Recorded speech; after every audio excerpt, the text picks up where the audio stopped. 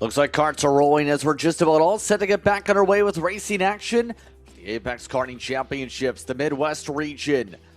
It's time for some more pre-finals as we move to the IAME start of the program. The Micro starts things off here today. And Taylor, as we get ready to go, it's going to get interesting to see where these championships lie. Justin Britz alongside Taylor Burris here for the coverage, as we have Miles Hale and Toby Blue to lead this field over Wyatt Berlesman, Harrison Fisher. You also have Thomas DeLawn and Beckett Hemphill, Rhett Blue, James Fox, Remy Boss, Ib Hamill. The rest of the order amongst the grid slots coming into this one as Micro hits the track here this afternoon, Taylor. Absolutely. It's going to be a wild ride here as we have 8 more races before we wrap up the entirety of the Apex Midwest Championship here, and it's going to be an exciting one, and the Micros will kick it off to see how it all plays out. Of course, for your IAME Micro division here in the Midwest, it is James Fox. Of course, James is not here with us this weekend, so the question is going to be, how will this all play out due to the fact we may have some drivers coming in here? Rhett Blue is one to keep an eye on, along with Beckett Hemphill. Thomas DeLong also right there in the mix, along with Wyatt and Toby. So we could see some drivers. Miles Hale also could move up the standings as well. He's about 120 points back from the leader, so he needs to have a perfect run in order to have a shot of moving up the running order. There's a lot of ways this can really go here, and it all depends on how well Miles Hale does with the drop round. We'll see. See them trying to equalize out the different lines here for the tram lines. Off and away we roll. Good start for Hale, as not a great start for Blue. In fact, parts are flying off the carts. That's a chain guard right there that fell off, so that's going to be a big situation for one of those drivers. And you see Berlesman able to jump to second with that already in the midst of chaos. Not the best to start for Toby Blue. Just like that, we begin things off for 8 minutes plus 2 laps up on the board here, Taylor. Here we go. It's going to be an exciting one here as we watch with the race leaders working their way through it. How about the driver of Toby Blue leading the charge there, but Miles Hale and company looking to try to see if they can pick up a couple of spots in the championship running order. That's going to be the huge thing, obviously, with this being the third of 3 rounds. Try and outweigh the potential of a drop of the air races, go from there. But obviously, we've already seen, look at the 250's been able to pull off and away here. Wyatt Berlesman, mind you, came in today 6th in the points with 617 points, including the drop round. Looks like the other Blue and Rhett has been able to charge up 4 positions, though, to start. How about that for Rhett to charge up to the pack to start? Yeah, Rhett Blue really looking to try to see if he can move up the running order here. He's currently P9 in the championship standings. This could be a big help for him as he tries to work up further the running order and give him the best possible starting position for the finals later on this afternoon for him. It's going to be interesting as time ticks away here in this one. You mentioned some of the details, obviously. The big thing about yesterday was, with the weather in the area, just 1 set of heat races took place yesterday instead of the normal 2. That did make a bit of an impact, in theory, you'd have to say, on how things looked for your pre-final, and as well an impact for points in all your classes in this engine package. Absolutely, as we keep an eye and watch this group of drivers here, keeping an eye on this possibly coming for the race lead, as Miles Hale, Wyatt Berlesman are trying to see if they can play breakaway from the rest of the field. So far, it's working to their fruition, and of course, if you want to have your shot of doing some things in karting and think you have what it takes, go visit shop.akr.com. Scan the QR code for some great deals that we have here going on for us as the field works their way around. But Burleson has just set the fastest lap of the race, looking to try to close the gap and get around Miles Hale. Here we go. Nearly got there, actually. Decided against making the pass, though. 2:21 will reset here. Still has 5 minutes to plot and plan this before we get to the laps to go mark. Keep in mind, remember the Briggs package. Wyatt had some interesting times. We did get some bulletins. Past a little bit. Remember, Wyatt was a part of those that was in 5th in the final earlier in the micro category in Briggs. We did have some variety of different things, overturned penalties, including one when it came to the senior side. Originally came in for Addison Iannello. The championships on those sides are just about A little bit of work to do. 2.5 seconds is the gap between himself and the rest of the field right now. As we watch on here with Rhett and Toby Blue working together, see if they can try to close the gap up, as Miles Hale is now closing in for the charge for the race lead.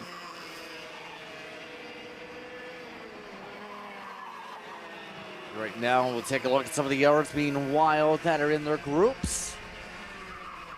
Rhett and Toby now 3rd and 4th, with Burlesman having the fastest lap of the race in the weekend so far. But really speaking here, regards to this battle with Toby Blue and company, Hemphill's been doing pretty solid in the appearances here. Looking to go to the inside. No move made yet, though. Hemphill, pretty stout in the qualifying effort as well. That comes into mind after everything that happened yesterday. Remember the one heat race that we did get in this classification. Out of all the drivers, ended up seeing Beckett Hemphill in the top 3. But of course, because the rain out, the 1 point went based to qualifying. So that ended up having to see Hemphill have to work a little bit harder here today. It looks like right now has been able to find the power down to make the pass yet to move up one more spot here to help out for the final position. Yeah, it's going to be the big thing right now between these drivers here as we watch this group lead the charge. As we watch Rhett and Toby Blue working together, they got Hemphill right there behind him. And I got to say, it's pretty interesting to see these 3 drivers here. And the pace we saw Hemphill, and like you said, it was probably due to the fact of how the weather conditions were. That rain was a big helping factor and almost an equalizer to where Hale struggled compared to what Hemphill is doing right now. So it's just a switch of the situation here as we watch on. Hemphill looks to the inside of Blue, thought better of it, backs it up a little bit, and then tries to set himself up for another run. Nothing built up there as we're down to the final minute 10 of micro pre-final competition. And realistically speaking here, the big thing about the afternoon schedule here for the IAME Micro, for those tuning in, is just 4 classes. Remember, we talked about this all throughout the weekend. It does give a little bit of extra time for the teams, I guess you could say, to get to the grid slots, since it's not every 15 or 16 minutes. It's every 20 minutes for the racing action this afternoon, Taylor. So at least there's that positive. As the 2 teammates look to battle with 3 laps to go, the Blues are together. Yep, Rhett and Toby are working together quite well to try to keep Hemphill and Harrison Fisher right there behind them. Those 2 are trying to work their way around the twin turbo racing team, and so far it's just like they're kind of stuck in this situation, not really gaining any ground compared to what we see of our front 2 drivers, but still within contention maybe to try to get that last step of the podium that the 2 Blue brothers are working together and see who will be 3rd for the feature race.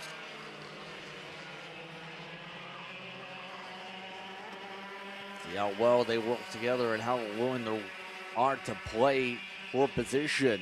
With a couple laps to work with. Poke to the inside for Toby for a moment. That stays on the rear end. They all try and make their way through. The big thing noticed in terms of some of the approach today is a lot of teams focusing on keeping things close to the chest, obviously, today. Don't want to give up the speed secrets to end up your days on the podium.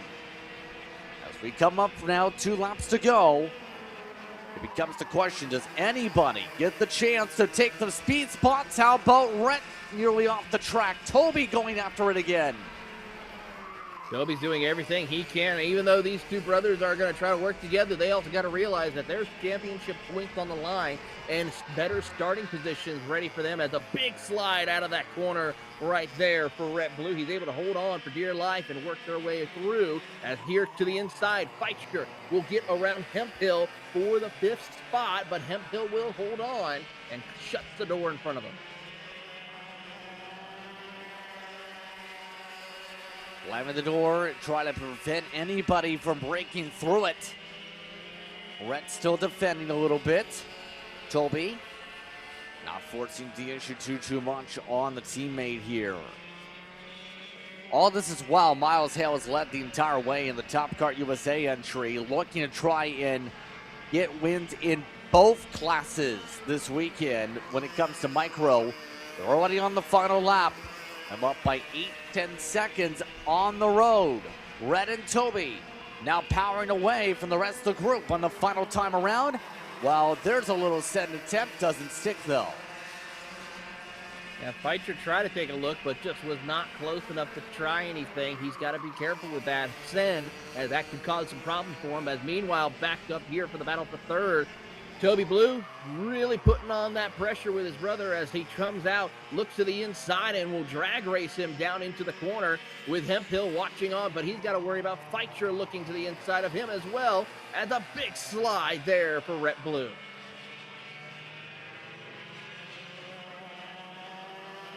Well, they're making their way through the final half of the course. Right now, the Blues staying tucked together. Going to try and swap around. They've got good track position for later.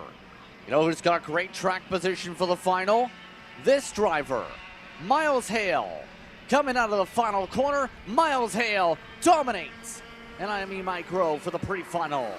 Brosman in second. Great run there for Miles Hale and a bunch of points as we watch the rest of the field come through. Here comes Rhett and Toby Blue. Across the line, Toby Blue will get ahead of Rhett there for the end as Feichter find his way around Hemphill. That'll give Toby the all-important second row on the inside for the tram lines. That's going to be interesting to see if the 290 can take advantage, jump to second from the start, try and find a way to defend from that. The rest of the field crosses the line. Abraham, who had an engine change down the order, unfortunately, part of the back end of the top 8. So it was Hale, Brosman, the Blues. I'm sure Hemphill, DeLon, and Hemmel in the top 8. We'll take a break. More coverage coming up. 3 more pre-finals to go. You're watching Kart Chaser.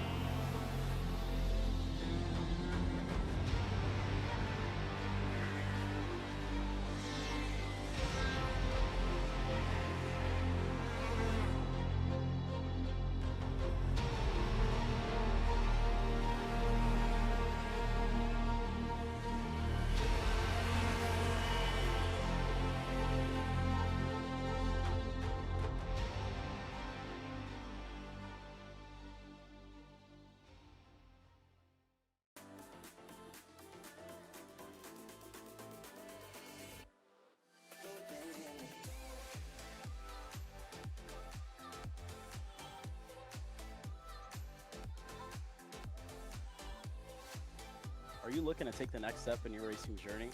Well, look no further than PitFit. With 2 locations in Charlotte, North Carolina and Indianapolis, Indiana, PitFit trains drivers all the way from grassroots level karting to IndyCar and NASCAR, with top-of-the-line personalized coaching to improve physical and cognitive fitness. For more information on programs, check out PitFit on Instagram or Facebook today.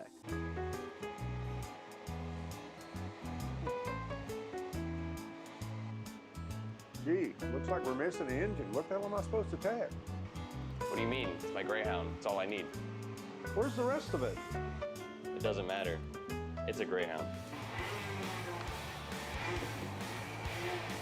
You're gonna make weight.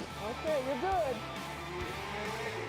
Sitting by here with Kyle, our race winner. Tell me how you did it. You were blazing fast out there, and I mean, you don't even have a go-kart, man. Tell me about it. Yeah, you know, Norberg, Schmorberg, the Greyhound-powered Greyhound was great today. You know, it makes the difference. And the team's been working really hard back at the shop, and, you know, just shout out Greyhound. Thank you, Kyle.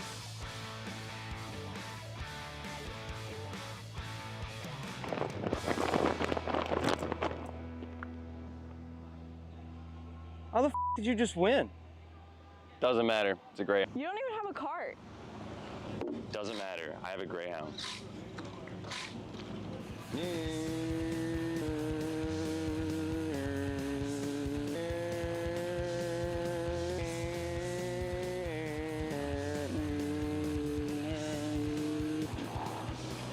the is Kyle Cuthbertson? Doesn't even have a go-kart. Doesn't matter.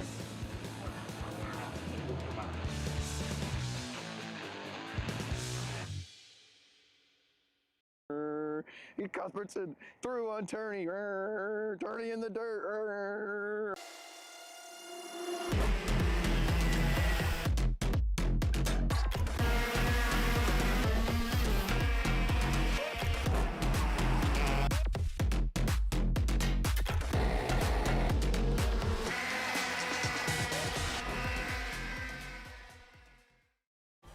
From the garage to the grid, Acceleration Kart Racing is your one-stop shop for karting.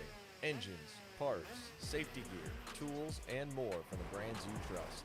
Everything you need for race day starts at Shop AKR.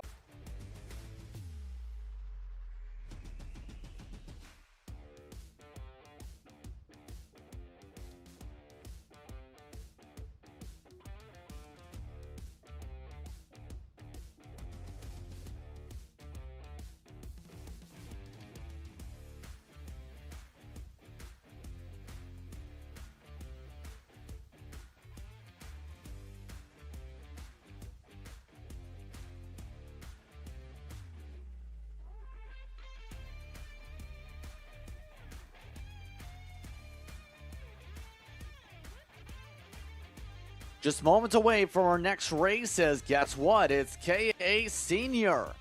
That's all part of the racetrack now as we get ready to see how things go here. Remember, we had 20 on the registration list this weekend. We're almost set to go with Henry Wheeler, a part of this field again. Isaac Melquit. You also have Constable. You also have Chase Adams, Ryan Curl, Mason Surgener, Adam Maxwell, Lucian Laser, Codaldo, and Casey, a part of the top 10 here today. This entire group is geared up and ready to go racing. 16 strong, on track. We're underway for KA Senior.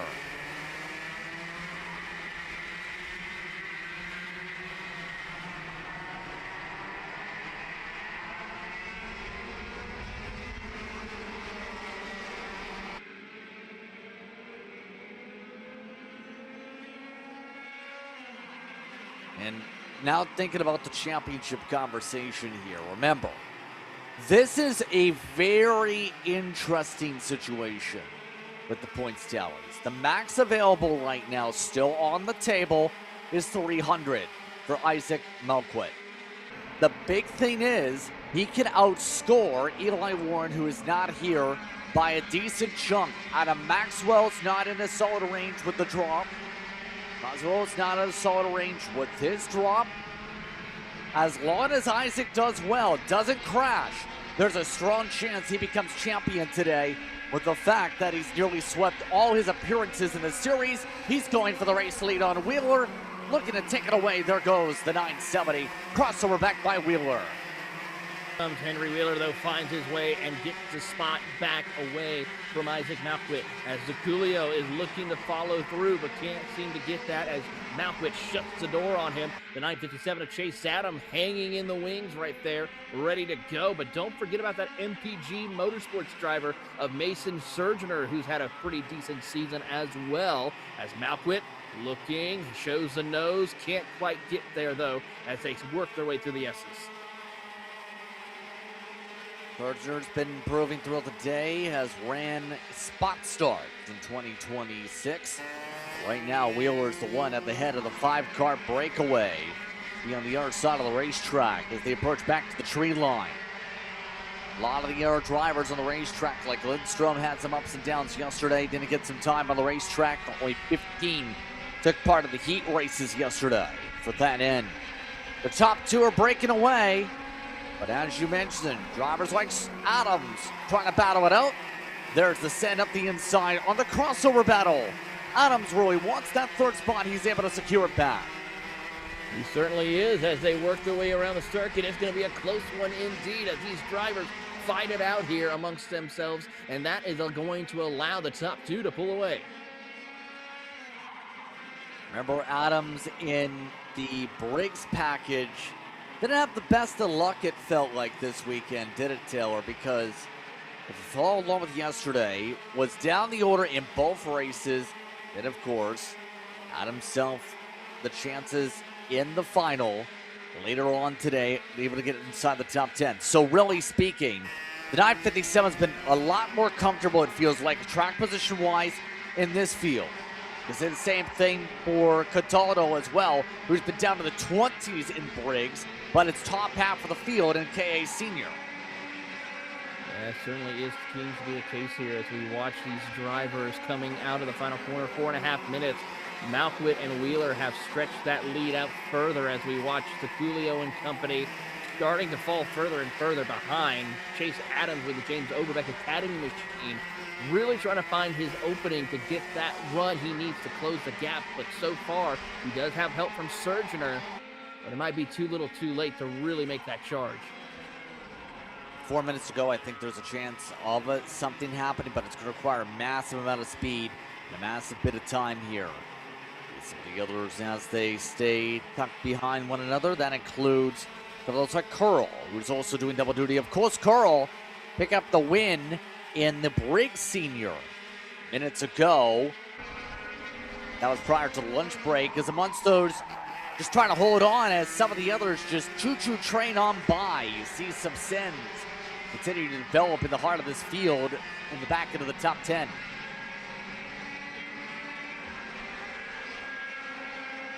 Looking on through the field of drivers here as we watch a little further back. This is right around 9th or so as we watch these drivers work. And tough break for one driver, that being Wyatt Cataldo, dropping outside just on the 10th position, unfortunately. Same thing with Mason Surgeoner. By the way, weather conditions, for those curious, staying partly cloudy skies, nearest rain clouds. Technically speaking, I guess near Cleveland, but 72 degrees, pretty nice conditions, to say the very least, throughout the day.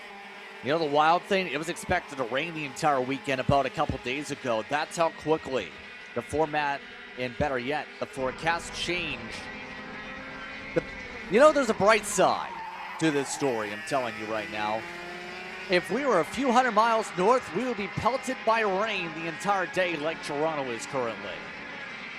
Well, I mean, that would have provided some exciting racing action like what we saw yesterday, but also, you know, a good thing too, because I prefer some nice sunny racing, and as we see that big time pass coming right there for position and a crossover right there amongst them as they try to recontrol the battle for situation here. More contact. That'll move one driver up the track and into the grass. That's the 959 machine, or 49, as they try to gather it back up. But so far, the 989 machine having some major struggles of Zaculio.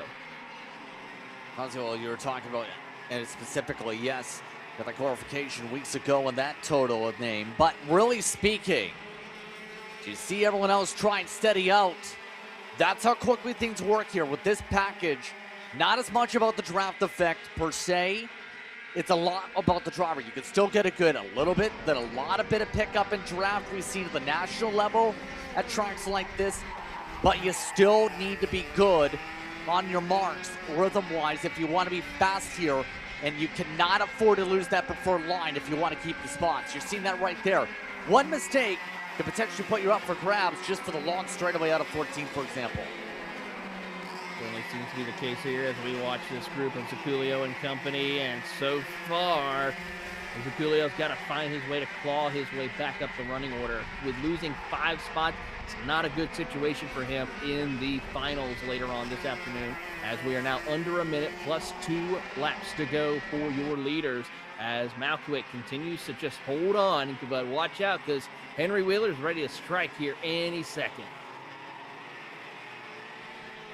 I think that's everyone's expectation here is Wheeler's been one of those who's been setting it up simply.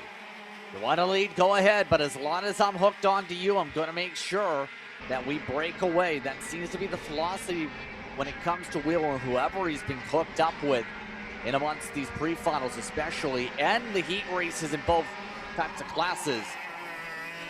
Everyone else, it's been more fend for yourself, I guess you could say. A couple of these circumstances you still see as we're trying to find a way to chip away amongst this battle for the 9th position, 8th position, should say. Down to 3 to go, by the way. We made it to 3 to go by 5 to 10 seconds at the stripe for a majority of the field. Here's your leaders that are coming up to turn 7, running 105.4s. Absolutely here, and Henry Wheeler, he is ready to go and pull the trigger and find his way back up to the front of the field.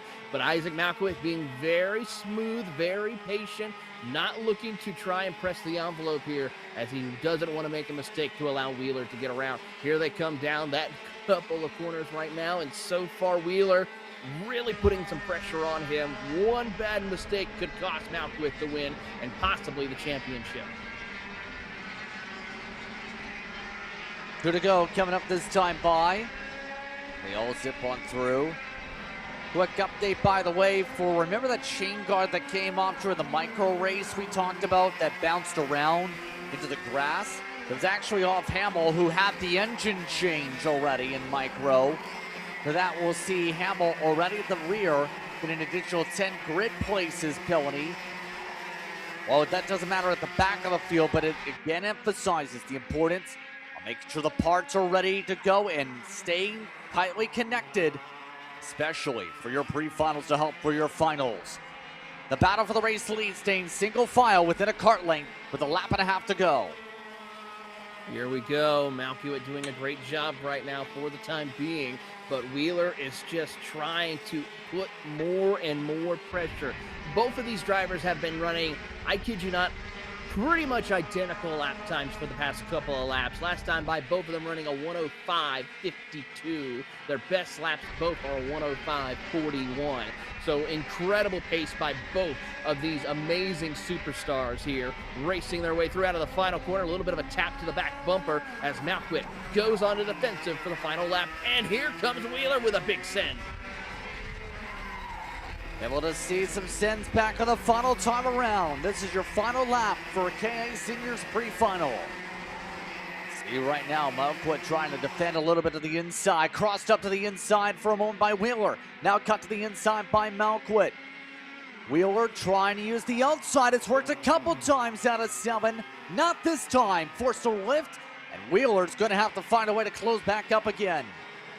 That was a big, brave decision to go around the outside, but it almost worked out for him. But I think it might have cost him a little bit with the tires. You saw how much he was sliding around here. We'll see how it plays out as he tries it again around the outside. Here through it, crosses over, looks to the inside, makes the pass complete, a textbook pass. But watch out for Malkwick with a crossover. All this is to say, will Wheeler get past? You see to the bumper, Malkwick. He'll go and try and set something up. Right a time. Wheeler up in front wins the pre-final. Malkwick, Adams, Laser, Maxwell amongst the top 5. They all cross the line. No changes for them in the final time. Curl did fall down to 8th behind Lewis and Surgener. Halls is doing double duty as well. Up in the 9th position. Went up about 3 spots. Audrey went up 4 in that race to go up after being in the grass earlier. Cosimo is the biggest dropper in the order, though, here, Taylor. That was a minus 10 for the 989 today. Alex making a minus. Still falling. I think that kart's had an issue absolutely in the final time around. You're right. Yeah, I think something might have happened on track. He finally comes across the line, but something definitely must have happened on that final lap to cost him, because he was in contention for a top 10 finish. So 2 pre-finals complete. Minis on deck. We'll find out pretty soon just where things go when it comes to IAME's. This package put together some solid speed on the racetrack. We're talking upwards of 10 to 15 seconds quicker, depending on your class, compared to the Briggs motors here today. Mini, however, remember, that was also a class controlled by Anderson Hemphill that is on property here this weekend, Taylor. You also have Turner, who's been focusing on that class here on the property this weekend. Ruben Greer, though, is the one that could make things, again, like this past one, a chance for a championship. Max available points left is 300 on the table. Guess what? He's within 300 points of the championship leader. So Ruben Greer could pick up another Apex championship.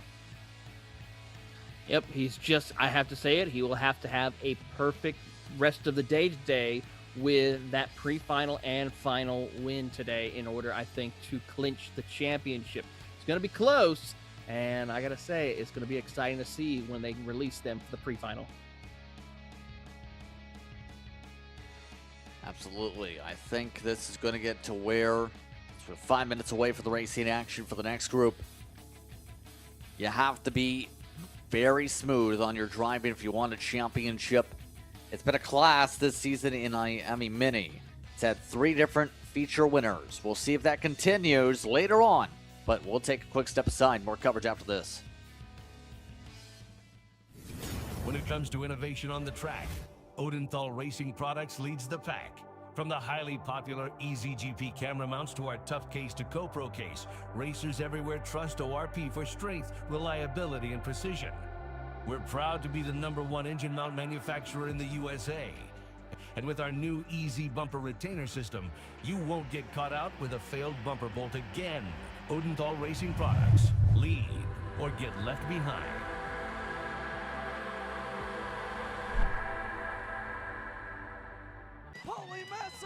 Wins the Wisconsin Grand Prix! James Overbeck on start number 2 gets win #1 in OKN Stars! On track or off, Brandon Jarsekrak Racing delivers elite performance. Led by 4-time Pro National Champion Brandon Jarsekrak, our team masters driver coaching, data-driven analysis, and mechanical precision at every national event. Contact us today at BrandonJarsekrakracing.com. Karting isn't just speed. It's control, precision, freedom. At Atlanta Motorsports Park, Kart Freedom isn't just a team. It's where drivers are made. You know, I'm really starting to like this go-karting thing. Yeah, me too. Oh my gosh, can I show you this cute dress I just got? Yes, of course. Oh my goodness, it's so cute. I just love shopping. I love shopping too. Oh my gosh. Wait, did you guys say you like shopping? Yeah. Of course. Well, dude, I have the perfect place to do that at. ShopPayKara.com. At ShopPayKara.com, you can get free shipping on orders $200 or more. You can get anything you want, like MXC rims, gloves, rib vests, shoes, anything that you need, all at ShopPayKara.com.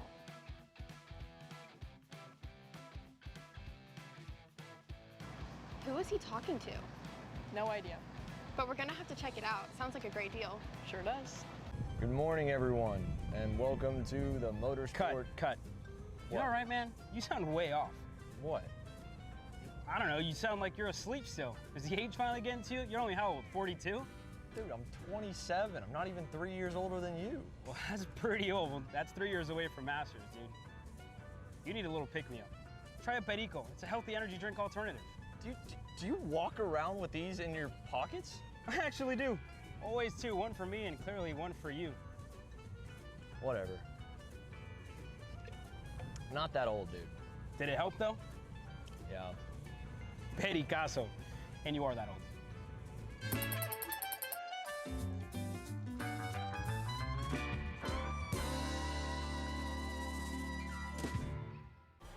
From the garage to the grid, Acceleration Kart Racing is your one-stop shop for karting. Engines, parts, safety gear, tools, and more from the brands you trust. Everything you need for race day starts at shopakr.com.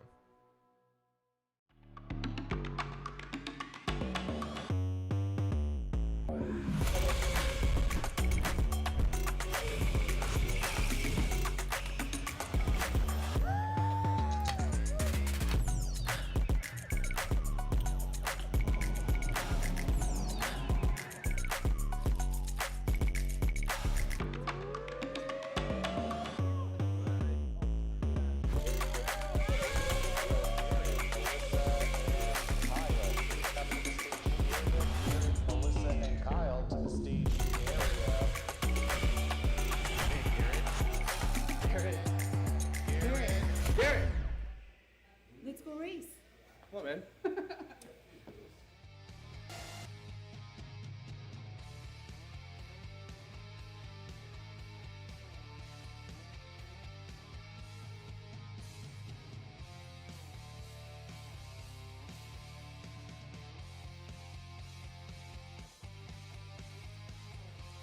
Take a look at the drivers as they're about to roll here in this one, Taylor. The Mini just about ready to fly around the racetrack. We have a notice, though, from the previous senior race we'll mention in a moment. Anderson Hemphill and Ruben Greer lead the Mini. Aiden Harbaugh and Kaden Dornell. You also have Illick and Jessup Laser and Remy Boss. And remember, Evan Lightshoe is out of town at the moment, who picked up the EKN Driver of the Month award, is currently focusing on the club races here in another state. But before we talk about the Mini again, K Senior had a big note. Remember Malquit battling up for the race lead? 3-second time penalty. You know why? He jumped the start, Taylor. Ooh, that right there is not a good situation to have happen, and that's going to shake things up and make things even more difficult for him in the feature race, I would have to say. I think you'll be okay, though, looking at timing, because he had about a 3.9 second gap, so he still will finish second, but still, can't be making mistakes like that. Especially if you're trying to win a championship, I think absolutely. Still in potential point range to get up to the top of the board, obviously, for the championship. But it gets a little bit more difficult with a second compared to a first, with the 20-point diff left to the table in that situation. In that order. 10 points, you'd rather say. That in mind here for Mini. It's a similar case here if you are the case of Ruben Greer. He's got a lot more leeway on the close-up on points, though. If he gets a 100, for example, that leaves him with a gap of 113 he needed to chip away in the final, which essentially would basically be you just have to finish up in the top half of the field, if not the entire top 10. Guess what? That gets you basically there. It really depends on your position in this pre-final. Greer not the greatest start on the outside. Hemphill off and away. Well, with that, though, Greer does have plenty of room to work with, though. He was able to get a clear track ahead by these other competitors of Torino, Harbaugh, and Illick. So that's going to help him significantly to try and make sure he can fight his way against Hemphill for the race lead. See them all work their way through. Early on the clock, obviously. Harbaugh's going to be the one I'm curious about again. One of the locals we touched upon couldn't get the job done for the sweep, per se, earlier on in Mini. That, remember, seeing Greer pick up the main win. Right now is just trying to find a way to chip away that gap as quick as possible.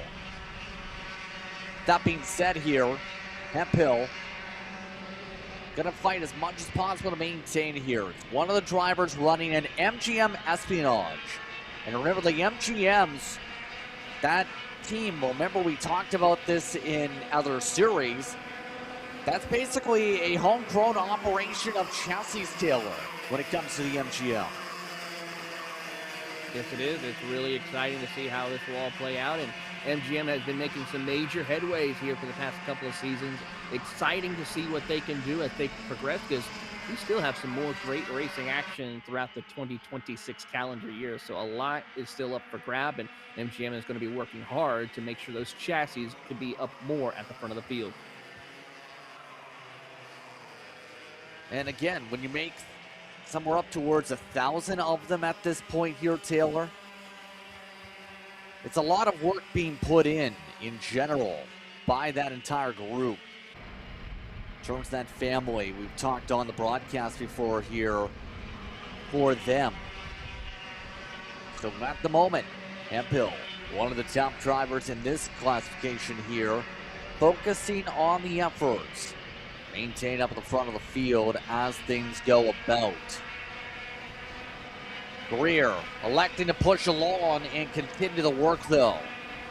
That's again one of the new gen motorsport backed entries here today for Greer.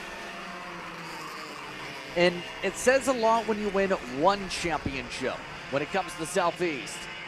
You get two, it says a lot, to say the very least, to get a Briggs Mini Championship in one region and then an IAME Championship in the other if you're the case of Greer. Just shows the diversity that he has. Of course, he finished second in the South Division in the mini category, so he's no slouch. He knows how to get around with these cars, and he will push everything to the absolute limit. I think right now he just needs to be prepared and go points racing, but the best way to do that is by finishing second or going for the win right now. Of course, Hemphill is going to cause some issues because he is also looking to try and make sure he secures this championship, and the best way for him to do that is doing what he's doing right now, leading the charge. See how things are going behind with Harbaugh. Renault, by the way, is one of those trying to push along. The work being put in by one of the rare Sodis in the field. That is a privateer field. That's been one of the higher up drivers in points. Second coming into the night today in tallies. Usually does club racing here and at Trackhouse. Those are near polar opposites and regions when you're talking about, okay, I'm going to run my club races in Ohio and North Carolina. That's a bit of a spread, isn't it? A little bit of a drive and a little bit of a stretch, but you know what? I mean, you're talking about two circuits that are part of the Apex family here, so not a bad idea to just get the testing you need done and also to help improve upon your karting because of how unique both of those tracks are, along with the many different configurations. 3 weeks ago, did pick up some top step of the podiums in the club races that took place here when you've looked at things. Did take part in some racing around the nation's capital, a part of their respective regional championship. Been kind of everywhere, back and forth around the East and Midwest. And the racing time this year, part of the Sodis.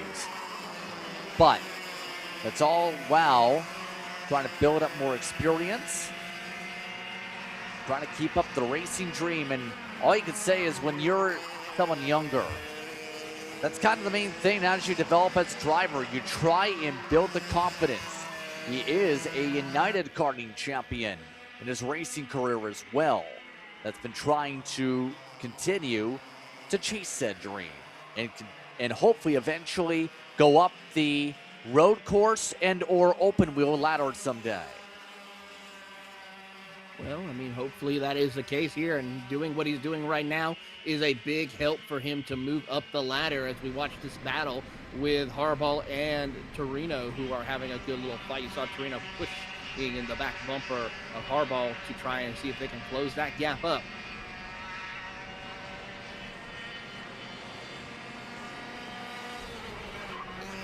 Very curious where this all goes.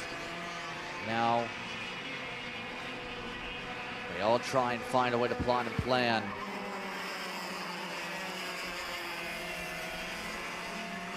Yeah, right now at this point, we're under 2 minutes to go, and the top two continue to work out pretty well. Yep, just minding the gap right now, continuing to stretch out the lead. Anderson Hemphill has made the lap track record here with the mini cars, which is incredible to see. We see Greer right there in hot pursuit. They both running similar, if not almost identical lap times pretty much as we work their way through with just about a minute and a half to go plus the additional 2 laps. Greer, I think, is going to just be patient, wait for that opening here on the final lap, and then try something for sure.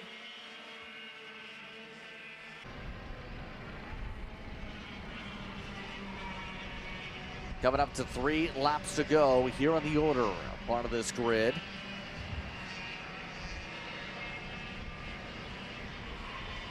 Now they all try and figure out where they're going to stand in the next moments. You see Greer electing just push, more push with under 3 to go. They're running 109.7s at the front. The fastest lap of the weekend's a 109.599. That was set this race by Hemphill earlier on. Obviously, some drivers like Laser had some issues off screen. Also part of the new gen camp here in this one. So now, that being said, when do you make the pass? I know we said this a lot of times. Do you think Greer's waiting to the final lap to try something again?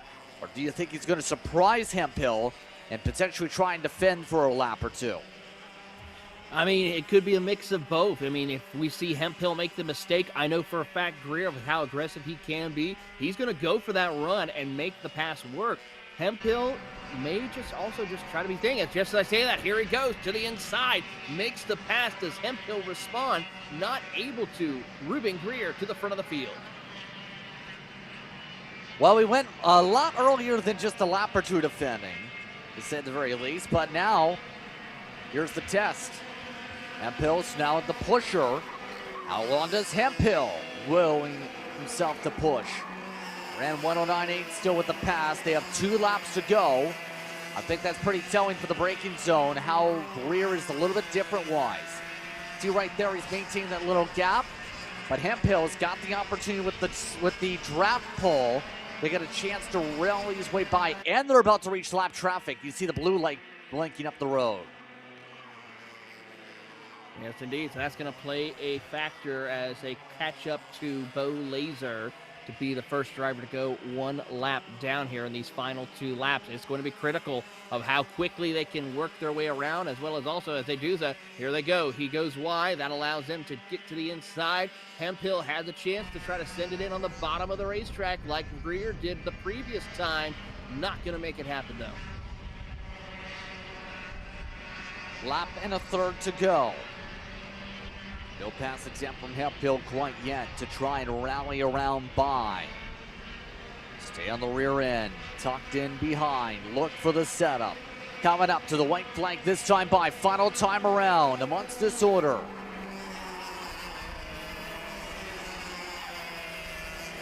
They'll all stay on the bumper. Yep, Hemphill tried to make a pass going into 1, but just could not close the deal out. He's got to be ready to make the run here out of this corner with a big side of momentum to help him out. There it is as they head down the back straightaway towards the short chute.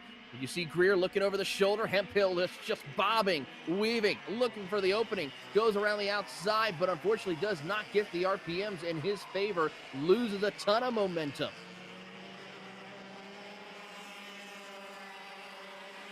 Here we go. Will Hemphill get the chance to try and move back up to the front? Hemphill so far, a 1st and a 2nd on the weekend. Greer a 2nd and a 1st. Where are they going to go here in the next moment? Looks like no change up for 14. Hemphill loses ground out of the corner, in fact. Greer with good extension. Ruben Greer coming out of the corner. Through 15 will take the checker flag and win the pre-final. How about that for Ruben Greer, doing exactly what he needed to do, and one driver going down into the scale lines even before he crosses the line. Has to be Laser. Bo Laser for sure, I'd have to say. Yeah, it was already lapped, right? But let's find out for sure. Yes, indeed it is. So, Harbaugh in the top 3. Behind them, in the order, you have Illick, Jessup, Boss.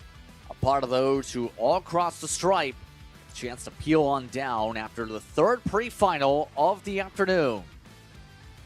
Just one more pre-final to go before we go racing for the hardware, Taylor. It's so far provided some good moments, I think you could say. Good passing opportunities. Absolutely. That KA Junior category is going to be one to watch for sure, and it's going to be a tight fight for the finish in the championship for Christopher Utsi and Andrew Avelos and AJ Stoner, who's been on a tear, sweeping the pole and heat race 1 and 2, looking to try to see if he can get that championship. He's not far behind. He's within shot of it, but Utsi and Avelos are going to do everything they can to hold on to their positions. That I agree with here. But remember, the next group, our final one to the pre-finals, all that's going to be said, are ready to do battle pretty soon. I think really speaking, it's all going to come down to, you see that 814, part of some of the names you just mentioned there, Taylor. Categorically wise, you drop the first round, you have a potential for Stoner to take over the championship lead. It's that important to get himself the sweep of the weekend here to guarantee things, because you get yourself a 400 on the board instead, that can very well completely determine the chances of your championship. Stoner, if there wasn't a drop, would already be second in the point standings as things roll here in that cart, in the pink and yellow and black. Absolutely, but I got to say, he has just got to be ready for it for sure, and it's going to be a dogfight for sure between these three in the championship, but also this kind of propels these drivers here who want to come race this championship, race all three. Yes, there is the drop weeks and everything like that, but, you know, it's best to come out here, race all three events in order to just kind of give yourself some cushion right here, like what we're seeing with Utsi, Avelos, and Stoner, because you never know what could happen and how much of a shakeup it could be with how every event goes for you. Yeah, I'm almost in that philosophy, at least personally, of you don't want to end up leaving it to fate with a 0. You want to at least give yourself an opportunity to prove on the racetrack you can. Obviously, things happen in life where you might not be able to commit, multiple different commitments at the same time, something along those lines. But when you can control it, it's definitely helpful to make sure you put a race on the board as a banker, if you will. And then hope that banker is not one where you end up with an incident. Absolutely, and it's just so critical with how this could always play out for you. You know, one bad race, you know, if you do the first round, you know, you could have that run. But also, we could see like some of these other drivers, like Christopher Utsi. His round 1, yes, he swept all of round 2, but round 1, 8th, 12th, 6th, 8th. He's now going in the right direction with sweeping in round 2 and round 3. He's looking to get 2 second places so far. But also, like, it makes you wonder what would have happened if he just finished a little bit better in round 1. So it's critical, and thankfully, with the drops, it helps him out a little bit to maintain the points lead. But still, you know, it's always that big what if.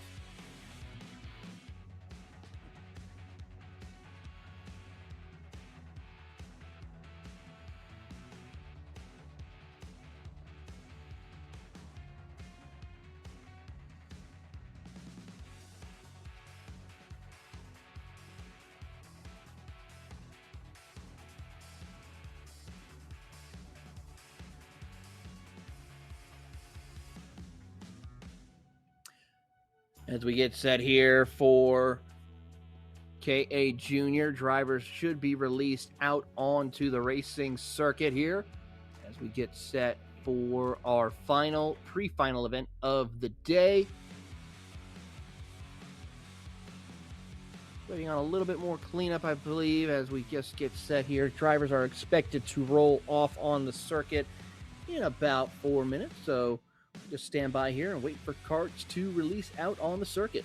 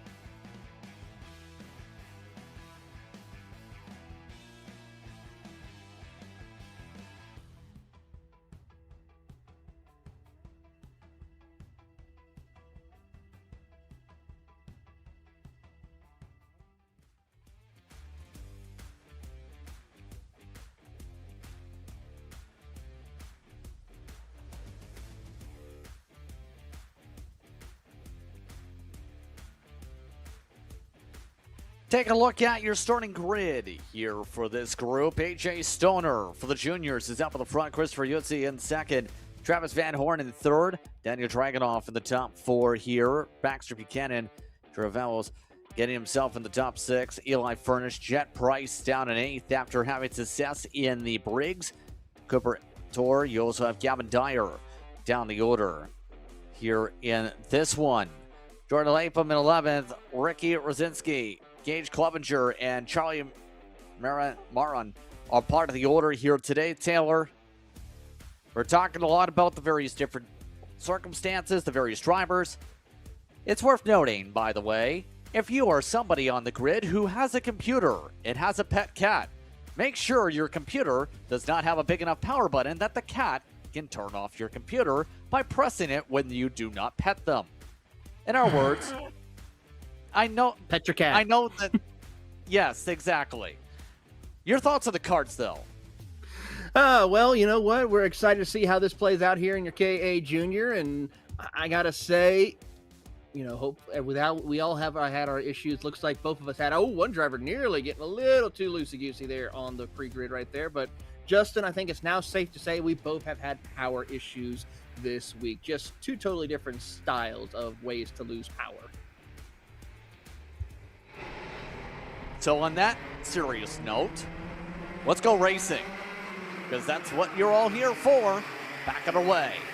Ooh, and big time wow. contact. You seen that too? I think that was Dyer potentially that just cut to the grass like it was a 1X at iRacing.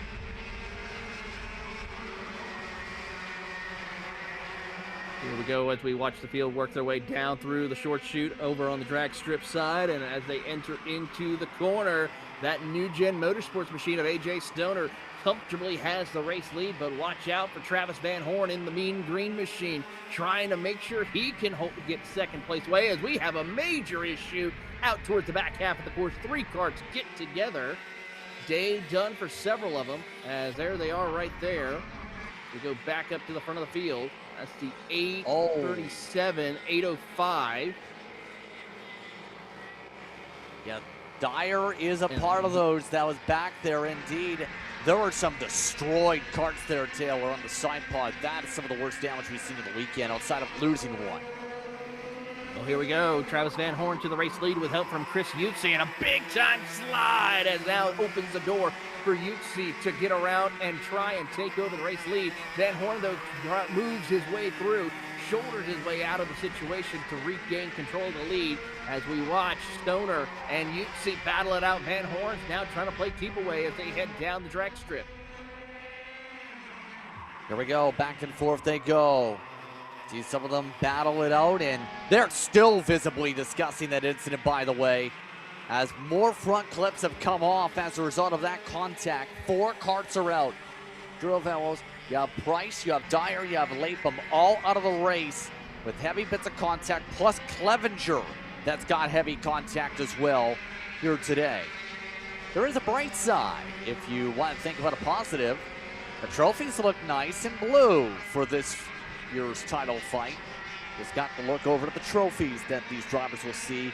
They'll get the plaque or they'll get the big trophy by the end of today. To put, that will be nice in blue and yellow.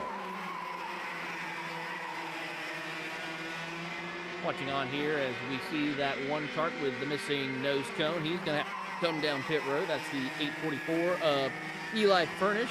His day is safe to say is done. Yeah, I think that is pretty safe to meet Bowen and Mechanical Flag. If not, yes, there is already one. Mechanical Flag, 2 of them, in fact, so far for Furnish. Day ending there, and not a good situation for Furnish. You'll have to hopefully have a better recovery in the feature race here later on this afternoon as we watch on as Stoner and company. How about Dragunov trying to find his way back up to trace down your top 3 with Van Horn now behind him. So move Dragunov up to 3rd as he now tries to work with his teammate of AJ Stoner to do battle with Christopher Yutzi. Big important storyline to mention for what just happened in Mini, by the way, Taylor. Not to take away from all the battles in Junior, but Ruben Greer got a 3-second blocking penalty, Taylor. That puts Greer in 4th instead of up at the front of over Hemphill. because that puts him 2.7 seconds back of Hemphill. That's a lot of points left on the table from the blocking that's pending tech, and if there's any protest. We got to wait and see if they're able to try to get that overturned right now. We've had a couple of penalties overturned today, so it's only a matter of wait and see here as we watch the battle for third between Dragunov and Van Horn. Etor also closing in on this fight with a good run after starting ninth, picking up 4 positions at the start of this race. We'll see if there's a chance to see a change there, obviously, as we keep an eye on some of the various others in amongst the camp that you have with Greer & Co. Stoner looking to try and keep up the speed from earlier. Remember, juniors in the Briggs ended up with calamity, it felt like, at the very end at least, with some of the battles at the end. How wild they were willing to get to decide the winner with Jet Price, with Stoner. Jacob Scheibel able to drive their way through the field. Stoner looking for at least back-to-back podiums on the day at minimum here.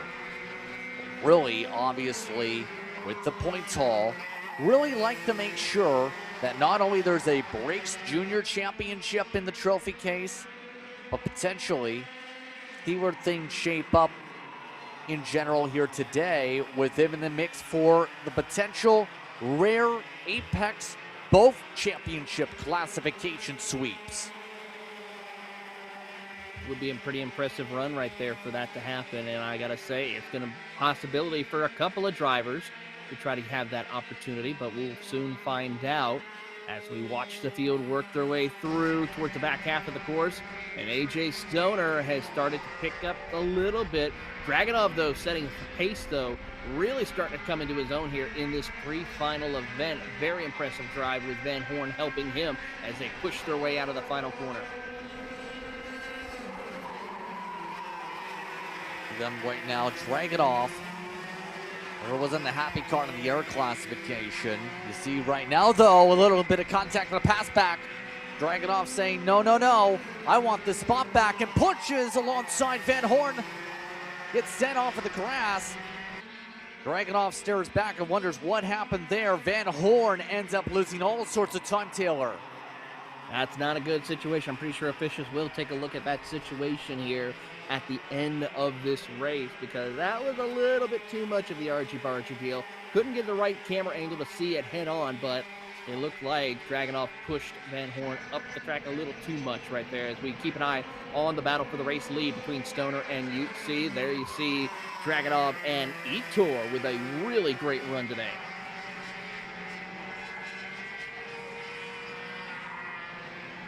And right now we're looking up at the front.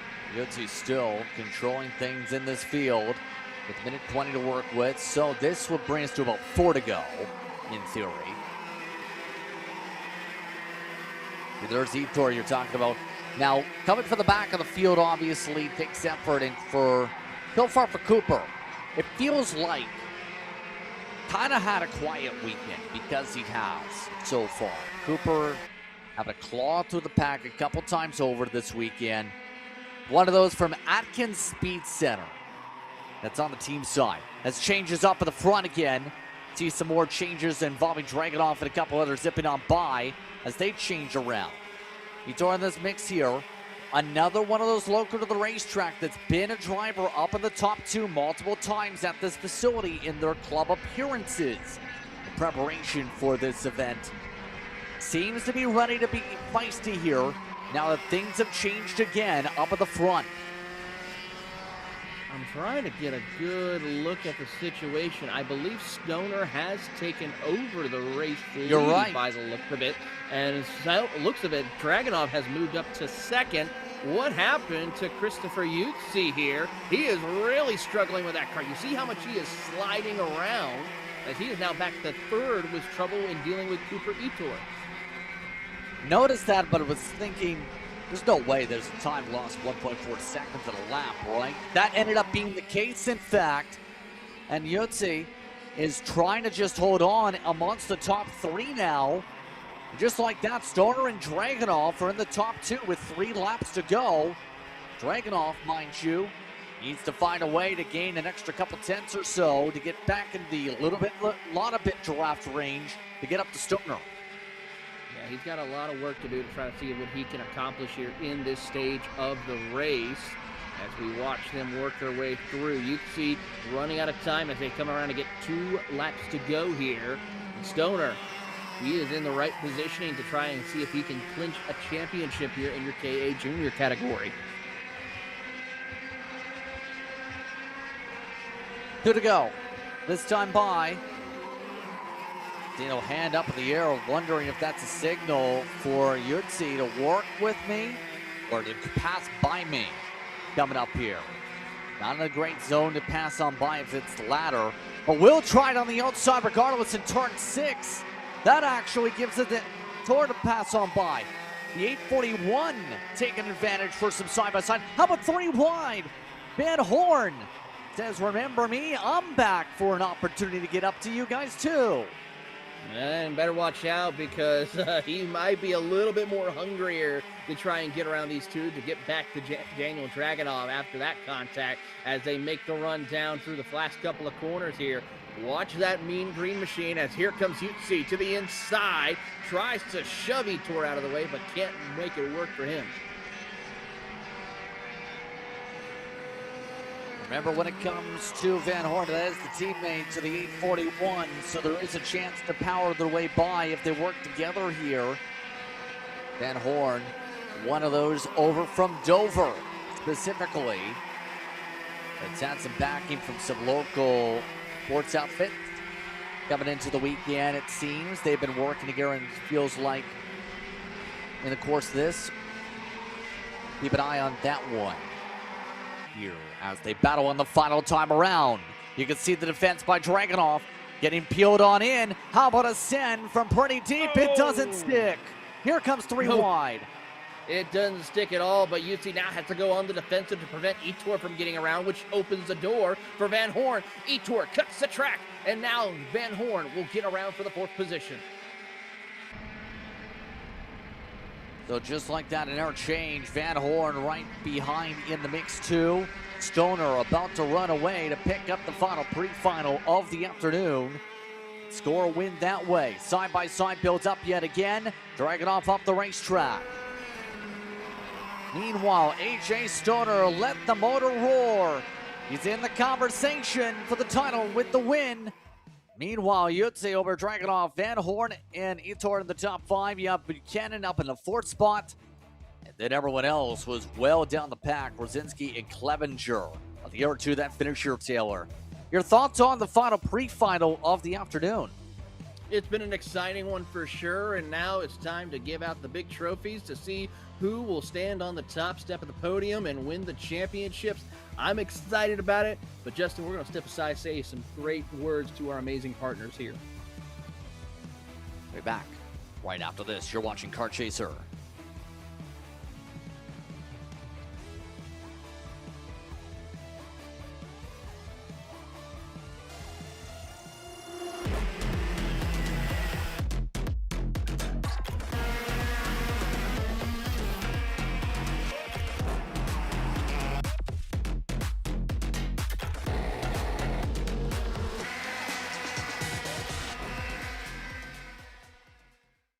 Welcome to the future of kart race preparation, Kart Sim Pro North America.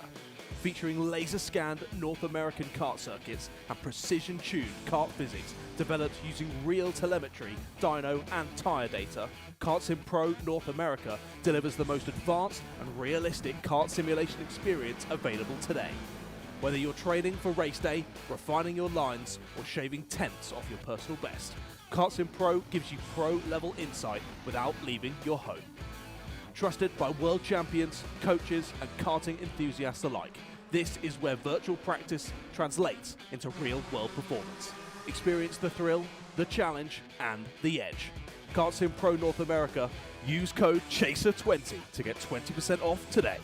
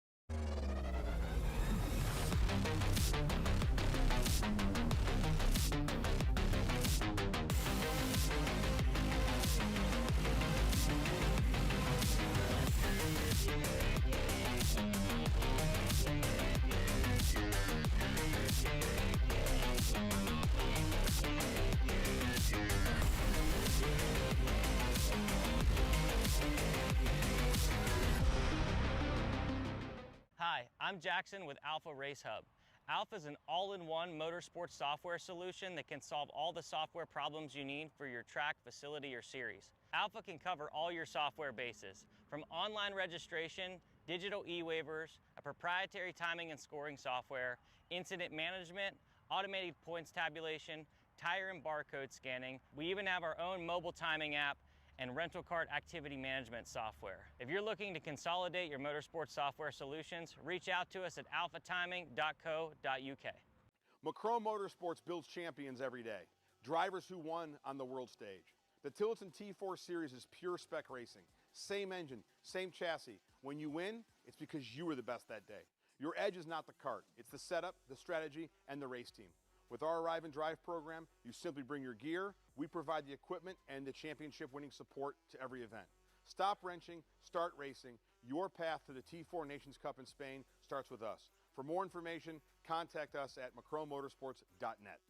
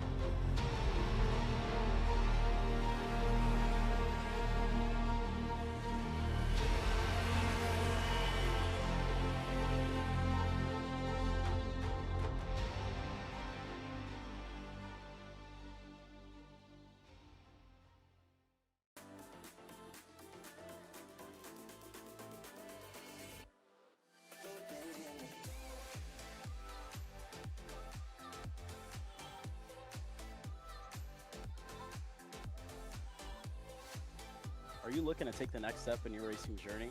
Well, look no further than PitFit. With 2 locations in Charlotte, North Carolina, and Indianapolis, Indiana, PitFit trains drivers all the way from grassroots level karting to IndyCar and NASCAR, with top-of-the-line personalized coaching to improve physical and cognitive fitness. For more information on programs, check out PitFit on Instagram or Facebook today.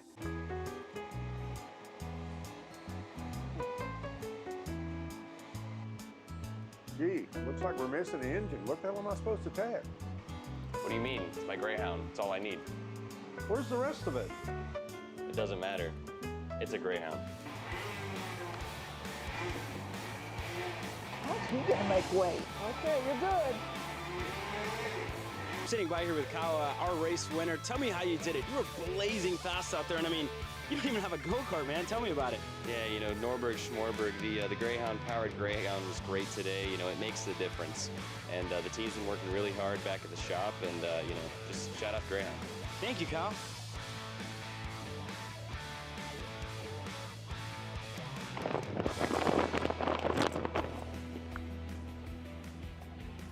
How the f did you just win? Doesn't matter. It's a Greyhound. Hey guys, another.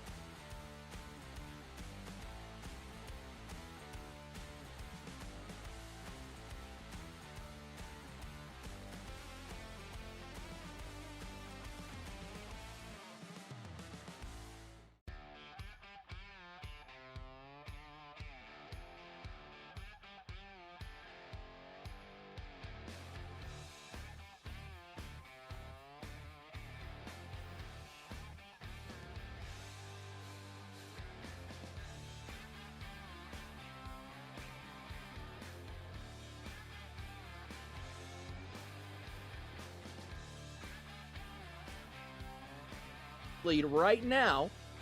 As I'm looking actually wrong one. Sorry about that. That's the Briggs. So we'll take a look at the micro division for your IAMEs. And it's still James Fox with the points lead by a little bit of a margin right now. TJ Akers, Remy Boss and company. So it's going to be a tough call to see how this will all play out. Miles Hale, though, looking to move up the running order. He's in shot of maybe moving up to third, possibly fourth position.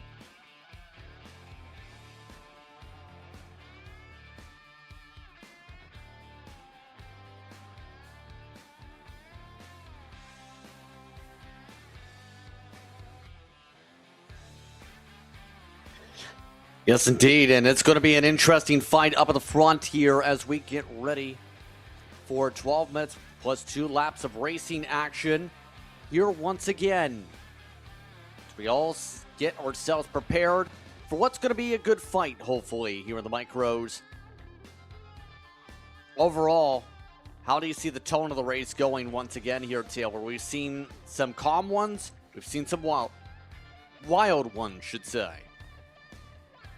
Well, we like the wild ones, we like the crazy ones, and we're about to see that here with these young future superstars of karting.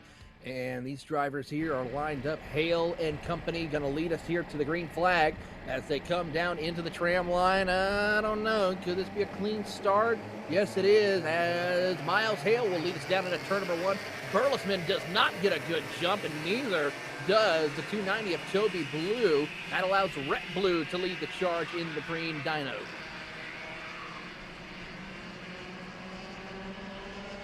Do a good start here in this one as we take a look at some of the battling going on to begin things off. The Blues seeing at least one car not fire off. You mentioned that. That would have been Toby Blue that was having some of the issues to get going there, Taylor. And that's unfortunate to try and battle for a chance for the podium, get the position we talked about amongst the teammates, and instead, you're not able to get really a chance to fire off properly initially. On some of the drivers as they roll it off here, scramble for the team members. So now, as they go about, we still have 11 minutes early on the clock to see where things shuffle. And right now, Rhett losing ground down the straight. Yeah, that's going to be a big situation here as we watch on for this battle here, as Burlesman will try to pull away and lose some time now. He's got help, and as we watch on, Blue and Fleischer and Hamill looking to try to work their way further up the running order. Clean start with Burlesman trying to find a way to chip away, and we talked about this when it came to the 221.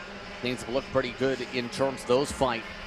Review and tech clear is clear, by the way, for the previous run for Junior. Only one penalty. That went to Furnish because of instant responsibility. Stoner still getting in the top spot in that one, but still waiting to hear the official note, believe, when it comes to exactly what's going on with Mini, because they did share a grid with Greer still in P4. That being said, the micros, as they go about here, have Hale looking confident. And Hale has been really good in both classes all weekend long for good reason. It's going to be difficult to beat him, as you see some of the battling going on. Hamill trying to go back and forth with Toby. Rhett and Toby are working around to see if they can try and battle with Ava Hamill, who had a great run in the Briggs category earlier this morning, but really now trying to see if she can come into her own here. Big run out of the final corner to see if she can get back around Toby Blue. Not going to work, though, in her favor as she tries to continue on with this fight for position, as Rhett and Toby were able to regain control and continue on their way. Here comes the poke from Toby. No. And the leaders continue to fight their way around, and these two continue to dart themselves around here in the mix as they all try and sort out who's going to come up at the top here. Obviously, when it comes to Twin Turbo, Retzi and Tobysaurus Rex continuing to try and chomp down time to get away from the others. Hamill's actually in a bit of a fight there. You see Hemphill and a couple of the others back there getting side by side with the Blues. Link up again like the pre-final. That's going to change a whole lot of situations here as we watch Hamill, Hemphill, and Fleischer having a good spirited fight for the 5th position right now. If I were the Blue Brothers right now, I would not try to battle it out amongst each other. I would work together and try to see if you can catch up to at least second place of Burleson, as they now see Hamill giving a little bit of signal saying, hey, let's go, let's work together. But meanwhile, Hemphill and Feitzer think better of it. They're going to fight amongst themselves for position. Try and fight and have some fun while doing so. The lap times right now, 111s to 112s for the majority of your field. Thomas DeLon is the only driver not really in the range outside of Hamill last time by the personal best at least.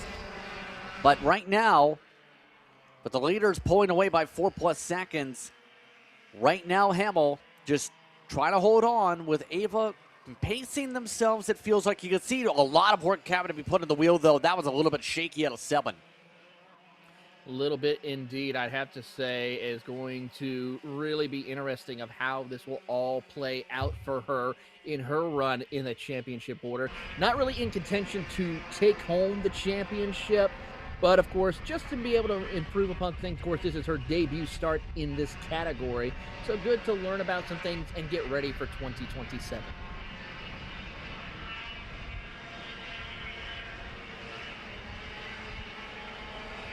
Absolutely. Help out. Get yourself in a good position, as we talked about, because these are your youngest drivers on property here in general, Taylor. You have to start somewhere. And especially in most cases, they start here. If you get them in when they're young, as they're learning and wanting to find racecraft, get speed together, as they get older and older, that slider goes more and more further back and allows them more speed. Oh, contact with the Blues. They hold each other back a bit. Here comes Hamill and company right back in. That's going to change the outlook of this here as Hamill and Hemphill now go to battle for position. Hemphill tries to go around the outside. Hamill is going to keep the momentum up on the bottom of the racetrack for the time being, as the Blues brothers now fall further into their clutches here. And Hamill with a big run out of there. In fact, she's setting some very competitive lap times. Last time by, she was about a second faster than both the drivers ahead of her. See the poke around once again for Hamill to get around Rhett. Rhett all of a sudden, all from that little check-up effect coming out of 6. Lost a lot of ground and is looking to try and rebound with a push now to the 210. Under 6 minutes to go, halfway down on the clock for the time at least. Hill in the conversation, but you're also in the mix. Nothing's changed up at the front per se. They've still been setting the fastest laps in the race by 2 seconds a lap the leaders have compared to this pack.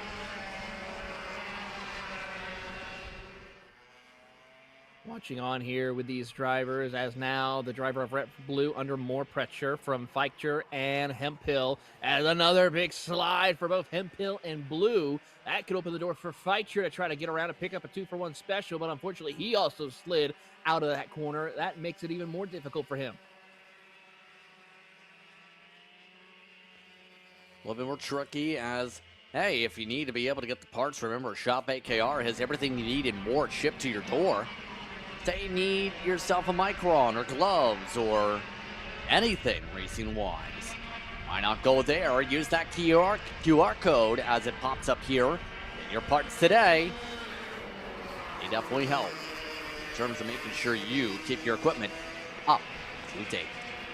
Under 5 minutes to go, though. And all those racing gloves are being put to work still. Gaps going back up again. Oh, and nearly off track goes Red again. Red nearly drove off the circuit with the left side tires. Red is really struggling here in this final event for him, which is the worst possible situation that you have to deal with, as he is falling further and further behind. He's now going to deal with the pressure from Hemphill and Feitzer and losing more time to Hamill and his brother Toby. Little poke to the inside from the 205. Feitzer trying to make the pass, doesn't stick this time. Let's go back in the line in the battle with the back of the group here.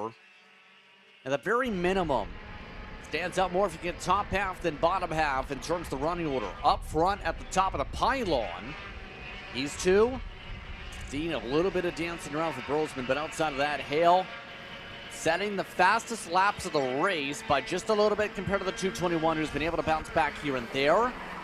But it's been close. These two are on par. Oh, one driver goes in the dirt. That's Feitzer by the looks of it. He goes nearly off in the gravel there, and he's able to continue on his way. And as we watch his way through, he's able to continue on with a good fight. In that Burleson, actually, my bad. I'm looking at the wrong kart for a second, but Burleson nearly going off tracking. Yes, indeed, you're right. And that, just like that, remember how we just mentioned staying lockstep? I think the commentator's curse struck a little bit there in that sequence. You make the big mistake. Now Hale has an opportunity to close things out comfortably unless the 221 can find a 10th a lap or so. They're reel back in the gap over time by the final lap. I mean, on another note, you could always get the call. Oh no, they're off the track! Burleson off the track. Too wide. What happened there? I hate to say it, but I think he just went in there a little too hot. Because he had no one around him whatsoever, and you could tell the frustration. He knows it's game over for him. That's off track in turn 1 and in turn 12. Trying to figure out, did something go wrong on that kart for things to unravel in one lap? For a chance for the second step, if not top step of the podium. Brett Blue nearly losing grip in the 5th position. But that puts Toby Blue second step of the podium now as a result, with a 4-second cushion with under 2 minutes to go. Just heard from our amazing producer and director and letting us know that looks like he just ran a little bit too wide there off corner exit and unfortunately just lost it.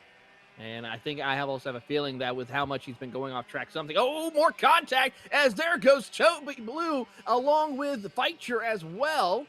I'm sorry, that's Rhett Blue who went off the track, and that is day done for Rhett. Rhett, I don't know what to say other than all of a sudden it's gone from a calm, cool, collected race to everything spiraling all at the same time here with a minute left to go. Absolutely incredible and crazy things happening here. Miles Hale looking to possibly clinch the championship here, along with possibility, keep in mind, depends on how well Toby is able to finish this out. He sits second. He might be able to jump up the point standing and maybe finish second in the championship. How is this all going to stand? That's all up in the air as a result of how things have turned out here.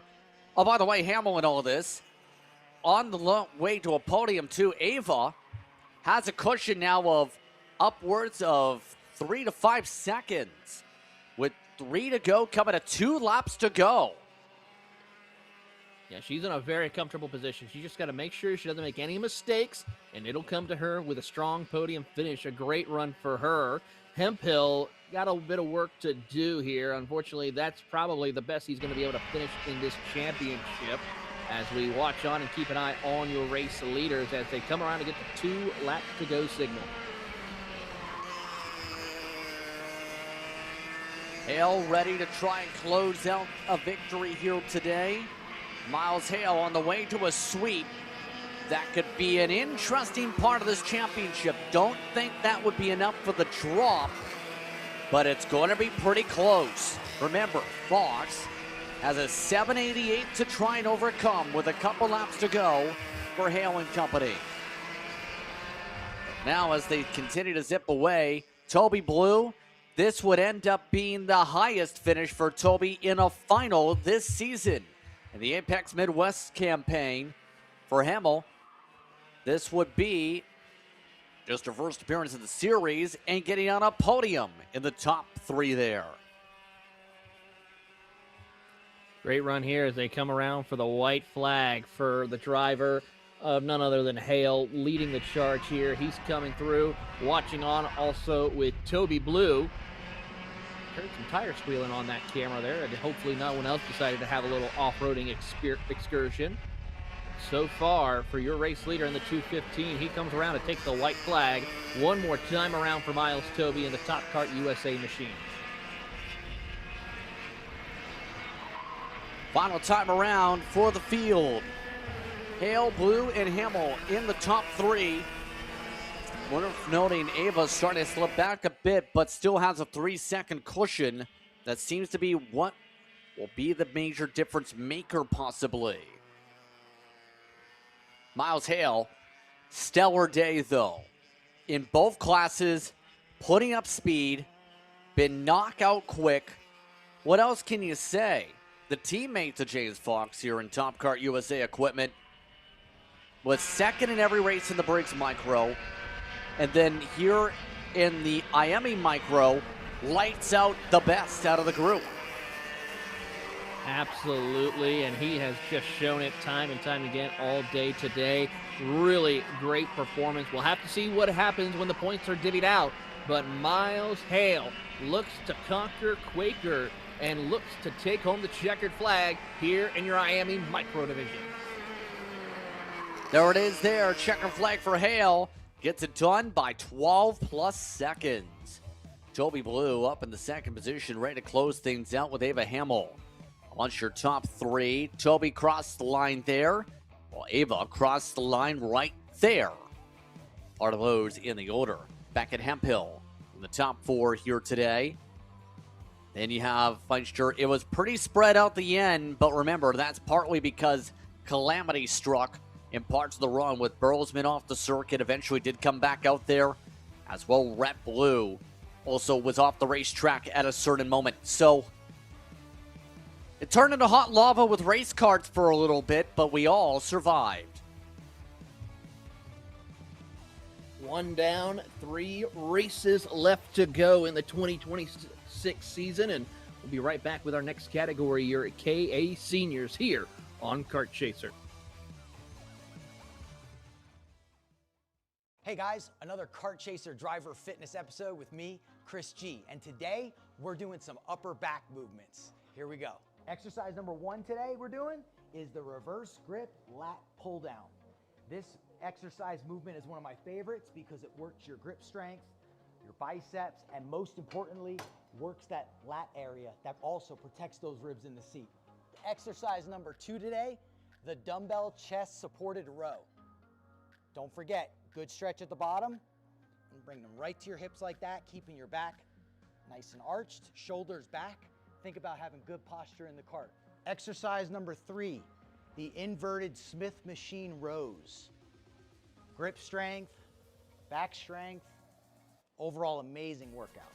Thanks again for joining me on another Kart Chaser driver fitness episode with me, Chris G. Race ready training that carries into real life. Are you stuck with your kart racing? Not sure the ideal kart setup? Or going to a track for the first time? Well, Kart Class has the answers for you. Our online portal has a wealth of experience and knowledge to help your kart racing. From kart setup advice to track guides that are targeted specifically to your circuit, or the driver coaching aspects with mindset, racecraft, and driving techniques. If you want to take your karting to the next level, visit us at kartclass.com.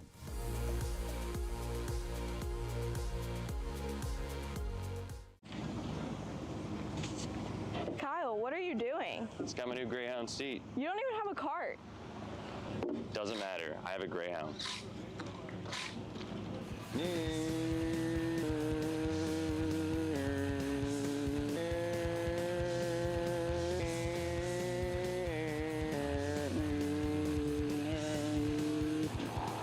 the f is Kyle Cuthbertson?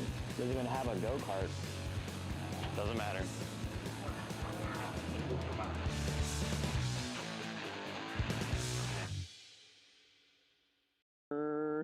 Cuthbertson through on Turney. Turney in the dirt.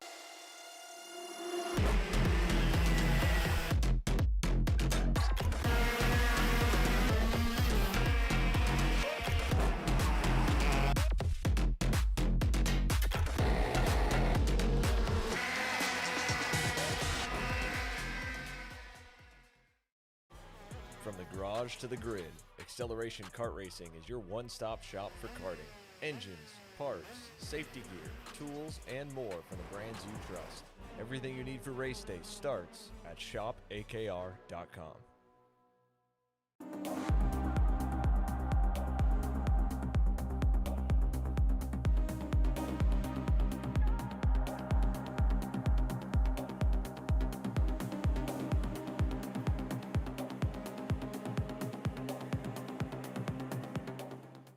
you ready to get behind the wheel? From Formula One to NASCAR and IndyCar, all the pros start here.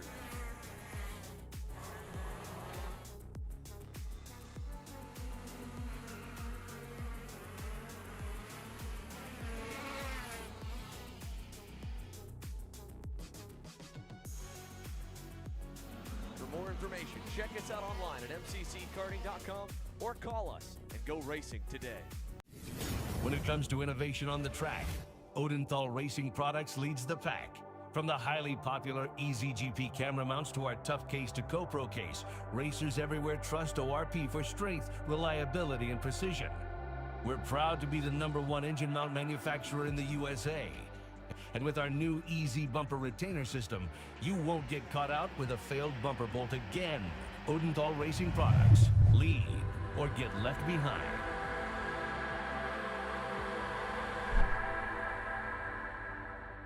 Paulie Massimino wins the Wisconsin Grand Prix! James Overbeck on start number 2 gets win #1 in OKN Stars! On track or off, Brandon Jarsekrak Racing delivers elite performance. Led by 4-time Pro National Champion Brandon Jarsekrak, our team masters driver coaching, data-driven analysis, and mechanical precision at every national event. Contact us today at BrandonJarsekrakracing.com. Karting isn't just speed. It's control, precision, freedom. At Atlanta Motorsports Park, Kart Freedom isn't just a team. It's where drivers are made. You know, I'm really starting to like this go-karting thing. Yeah, me too. Oh my gosh, can I show you this cute dress I just got? Yes, of course. Oh my goodness, it's so cute. I just love shopping. I love shopping too. Oh my gosh. Wait, did you guys say you like shopping? Of Yeah. course. Well, dude, I have the perfect place to do that at. ShopPayKara.com. At ShopPayKara.com, you can get free shipping on orders $200 or more. You can get anything you want, like MXC rims, gloves, rib vests, shoes, anything that you need, all at ShopPayKara.com.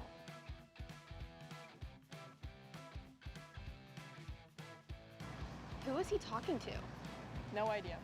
But we're gonna have to check it out. Sounds like a great deal. Sure does. Good morning.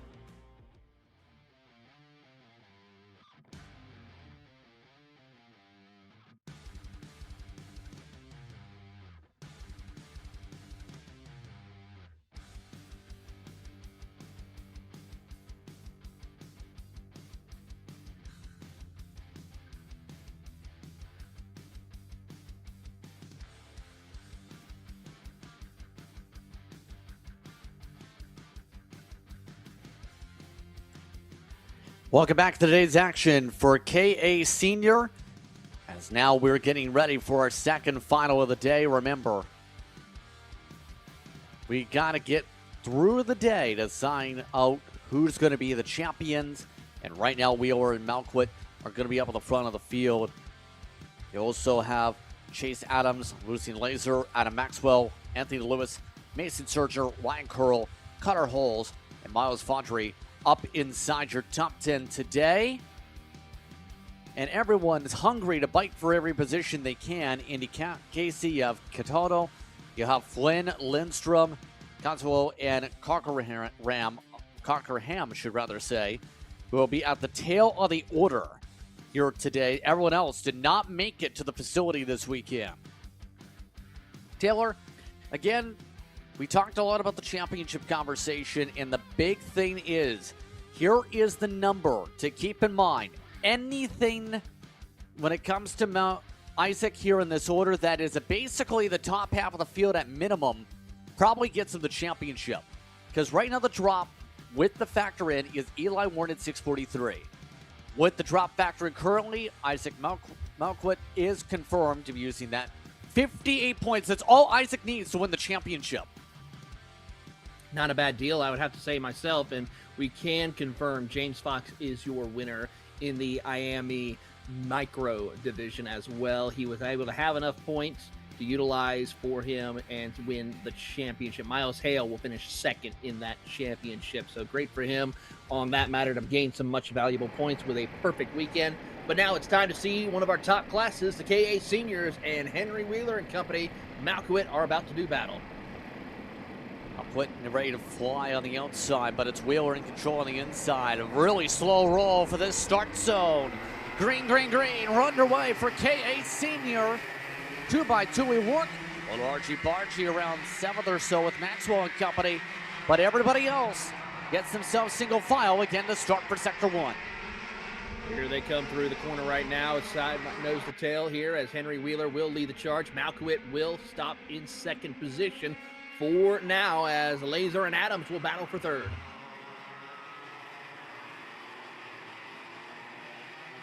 See them were trying to work themselves to the order. Now you see, though, Adams already up to P3, looking to try and find a way to pounce. The top two have been lights out quick here this weekend. They're already looking and knowing better to work together because everyone else is not connected. That's a big difference maker possibly for the momentum. Fighting versus not fighting could come into play yet again here, Taylor. It certainly is going to be the case to keep an eye on here of how well you want to take care of your equipment during this stage of the race, as well as how well you want to push it. Here comes Malkowit to the inside, looking to take over the race lead, and clears Henry Wheeler. As Malkowit is now up at the point, but for how long with the way things have gone? Isaac just needs to make sure no penalties, no off tracks, anything. He'll become a champion in this series. But there's still a lot to play for if you are Maxwell in the midst of this, who is right now trying to fight for positions, by the way. See that right now with Adams yet again for third. They are not thinking big picture here in this fight. Maxwell is kind of thinking, what am I going to do? Because keep in mind, he was one of those who's been here every single race, the first of those who attended every event so far in the point standings. And now, as he gets up to third here, the tough part is, he was pretty close to Eli Warren, even without factoring the drop. There's a chance if he gets a top two or a win, there may be a chance that Maxwell can outpoint Warren for first or second of the points as they battle with drivers like Lewis going through. Yeah, but he's got to have a really good run here in order for that to work out, and he's got quite a bit of work to do in this race to try and make it happen. As one driver, cuts the grass. Here he goes into the grass. That is going to be one of the Tony Karts, the 9-6. Lewis going around. Yes, indeed, around goes that machine. Sends him off the racetrack. That would be your 983. That's sent to the wayside there. As a result of that off-track excursion. Again, one of the OTKs might have been Lucia Laser even. That might have been the mix that has a Tony Kart also in the field. But regardless, with under 9 minutes to go, obviously, the mindsets are coming into play. So now, really realistically speaking, we're at about the point where it's the hottest it's been all day. It's right now 72 degrees Fahrenheit, but also brightly sunny. That sun going to start toasting the racetrack for your tire pressures. Can't confirm that was Lewis that did plummet. Oh, and one driver going a little bit too wide right there, and he's able to recover, but still losing the spot. One thing I got to say, keep in mind, too, as well, with racing here at Quaker, I know this from experience, the humidity here at this circuit is excruciating. I remember coming here as one driver goes right into the dirt tracks, that looking back, wondering, what are you guys doing? We're losing time. This is not what you want to have happen. This is around the 930, the 33, and the 89 of Zaculio, who went dirt tracking it here at Quaker. Yeah, it's been pretty hectic here, to say the least, with under 8 minutes to work with on the board. Lewis, for reference, after that spin, did drop to 16 seconds behind the leader, but for Coswell in particular, the 989 we're talking about here, Taylor. Whirlwind of a day. Problem is, the whirlwind's got the absolute wrong way, where it's turned into a cyclone that's nearly sent him off the racing surface and towards the bad luck charm, if you will. You can see having a chance to watch some battles with Katoto and Holes up the road, but still, the 989 was well higher up before from the heat grid.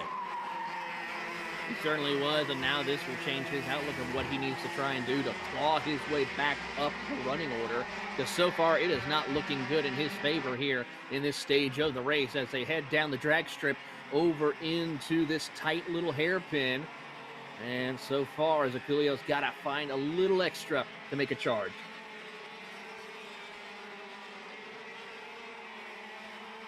Coming up towards halfway to go in the race, by the way, as we continue to get closer and closer to the end of this one. See right now, Cataldo, one of those we talked about showing improvement compared to the Briggs, and right now is IAME / KA. It's been pushed down the order in this race itself, in the pre-final rather. Up 3, it's gone up 5 for reference. Maxwell's up 2. Apart from some of the shuffles, Indicasi rather, down the order, has fallen down -1 with some off-track excursions moments ago. Look at that, send back to the inside again. Let's cross things up again for the battle for what is 8th position. Cataldo doing a great job as he gets into the dirt a little bit. Zaculio's right there, ready to try to return the favor as he tries to find his way into the hairpin. Looks around, but not able to try anything right here as they make the run down over towards the straightaway. You see the hand gestures like, come on, dude, let's work this out and pull away.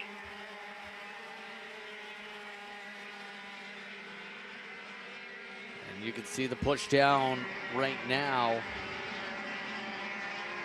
They all zip their way with under 6 minutes now on the board.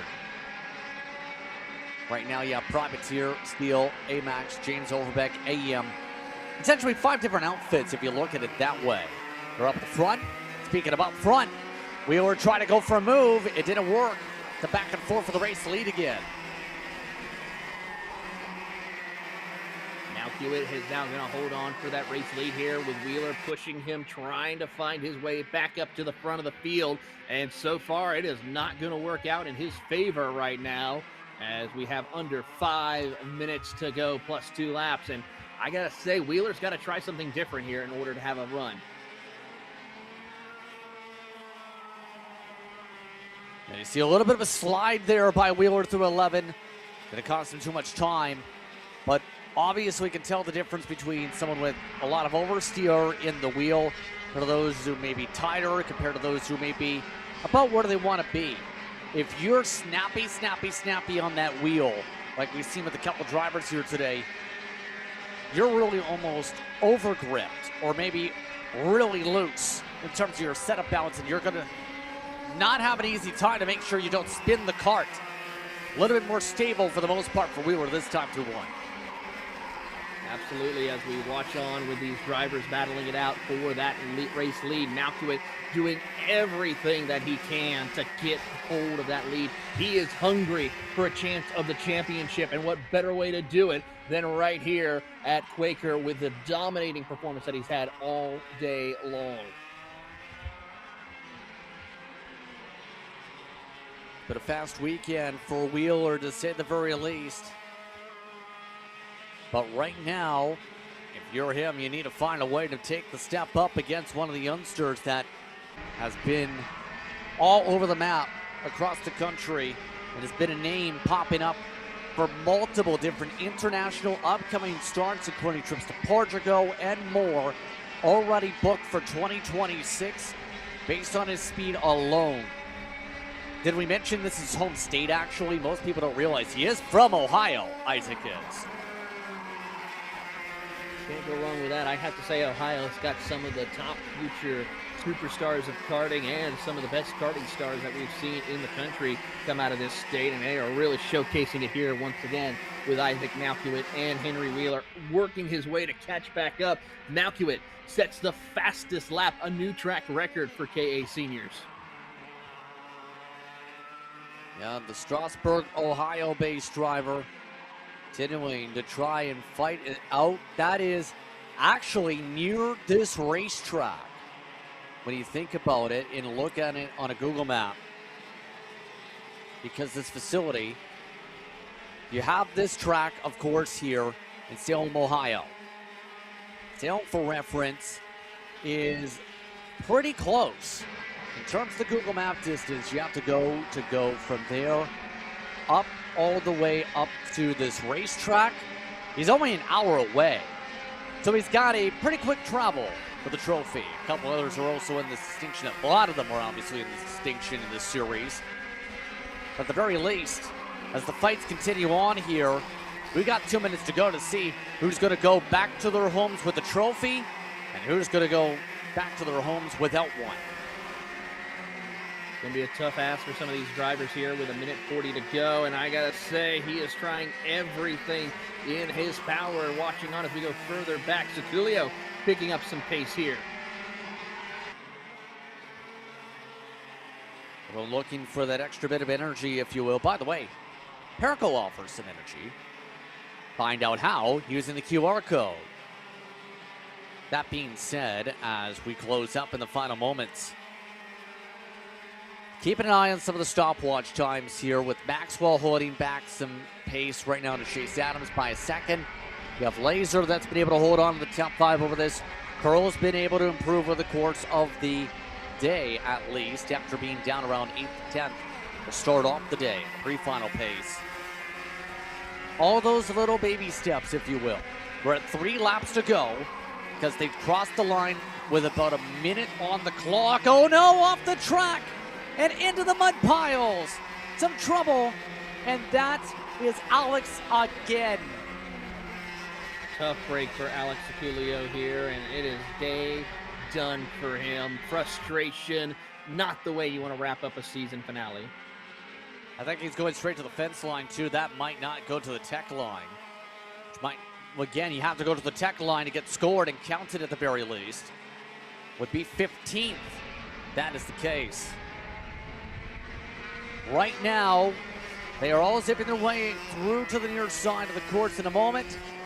All of this as well. Isaac has pulled away over the past laps by 6 to 8 tenths of a second. Isaac's put on the afterburners. 4 tenths picked up last time by. The Strasburg, Ohio-based driver is flying with 2 to go.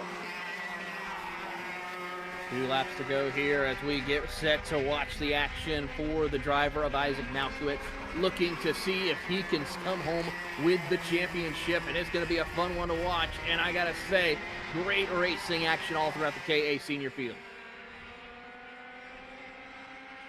You expect that from one of the classes that we see being a premier talent drawer in the Pro C. And Isaac is one of those that obviously has had some ups and downs on that side this year, but a lot of ups that have been seen. The travels go his way. Isaac's been able to control the pace here today. In the past few months alone, finished top 5 in the US PKS competition and a top 3, and ended up competing in Rotex Trophy Final, picking up victories there for the Portugal trip. Competed in an Air Series. She competed, of course, in Stars, where that was obviously a lot more turbulent earlier in the year. On top of Apex, this has been a busy year when you categorize all the races this year. Upwards of 30, 40 starts. He's on the final lap on the way to pick up another title in what has been a strong 2026 when you add up all the accolades together. Certainly is, and his road to Trackhouse is certainly in high favor for him to be one of the favorites to win in the KA Senior category for the Apex finale, and he is showcasing why he is one of the top prospects in all of karting in the KA category, looking to work his way around here for the final time, and it is going to be Isaac Malkiewicz, the American, on the top step of the podium here today in the 970. He is looking forward for a strong performance here as he continues to set fast lap after fast lap. And now, coming home to bring the checkered flag is Isaac Malkiewicz.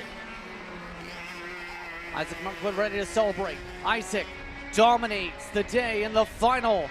Give him a chance for the title as well. It's Isaac who gets it done. The 970 over Wheeler for first. Incredible drive by Isaac Malkiewicz. Congratulations there. We'll wait for officially for the championship, but it's safe to say he should come home with the championship win. Oh, trouble. One driver goes sliding in the grass as they come across the start-finish line. Wyatt Cataldo in the 933 loops it around. You get across the timing line. That Kart hasn't crossed it yet technically on the pylon. Fell down 2 spots. Will Cataldo cross it on foot? Right now, you can see the 933 trying to jump at the cart. So one of the final finishers can at least beat Flynn. They're able to fire it back up, but crew members scramble to try and help out the machine who cannot get it started by the timing beacon. Isaac Malquit gets it done by 1.2 seconds. Wheeler Maxwell on the podium. This might be razor thin for the first and second spots, depending on what happens here with Warren with the positioning over to his tally of 643. Absolutely. So we'll find out, but we got a few minute break here before we get set for our next category, the IAME mini race. And Justin, we're only 2 races left here in the entire season for the Apex Midwest Championship. It's been a busy year to say the least, but we're ready to see how the Midwest closes in a little bit. 2 more races to go. Way back after this. Good morning, everyone, and welcome to the Motorsports. Cut. You all right, man? You sound way off. What?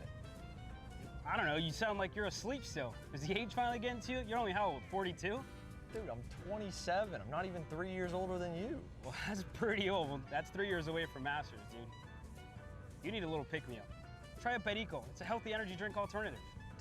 Do you walk around with these in your pockets? I actually do. Always 2. 1 for me and clearly 1 for you. Whatever. Not that old, dude. Did it help, though? Yeah. Pericazo. And you are that old.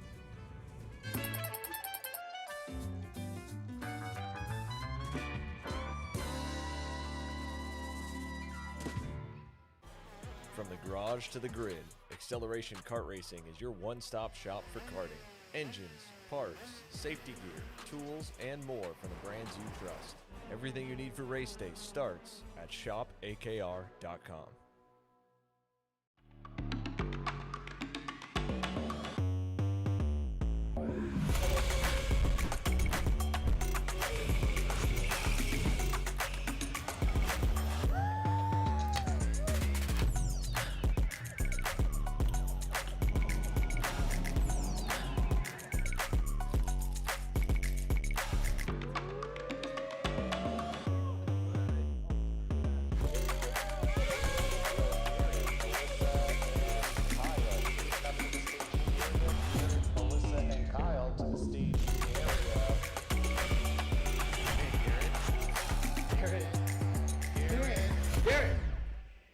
Let's go race. Come on, man.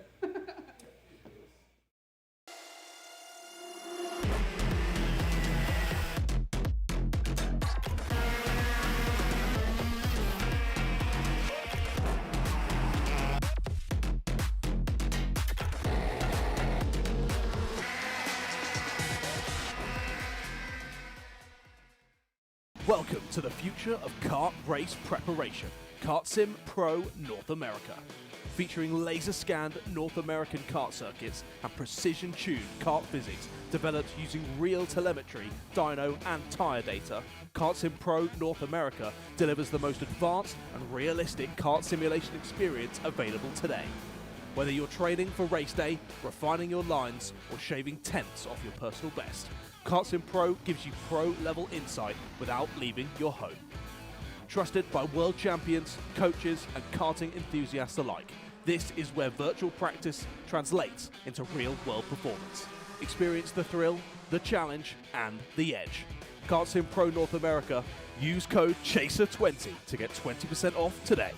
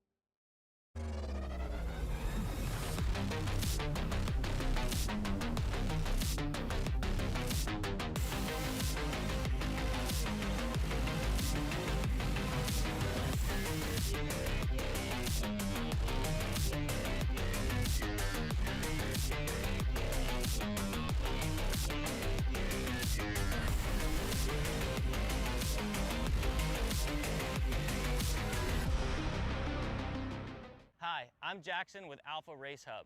Alpha is an all-in-one motorsports software solution that can solve all the software problems you need for your track, facility, or series. Alpha can cover all your software bases, from online registration, digital e-waivers, a proprietary timing and scoring software, incident management, automated points tabulation, tire and barcode scanning. We even have our own mobile timing app and rental cart activity management software. If you're looking to consolidate your motorsports software solutions, reach out to us at alphatiming.co.uk. Macro Motorsports builds champions every day, drivers who won on the world stage. The Tillotson T4 Series is pure spec racing. Same engine, same chassis. When you win, it's because you were the best that day. Your edge is not the kart, it's the setup, the strategy, and the race team. With our Arrive and Drive program, you simply bring your gear, we provide the equipment and the championship winning support to every event. Stop wrenching, start racing. Your path to the T4 Nations Cup in Spain starts with us. For more information, contact us at macromotorsports.net.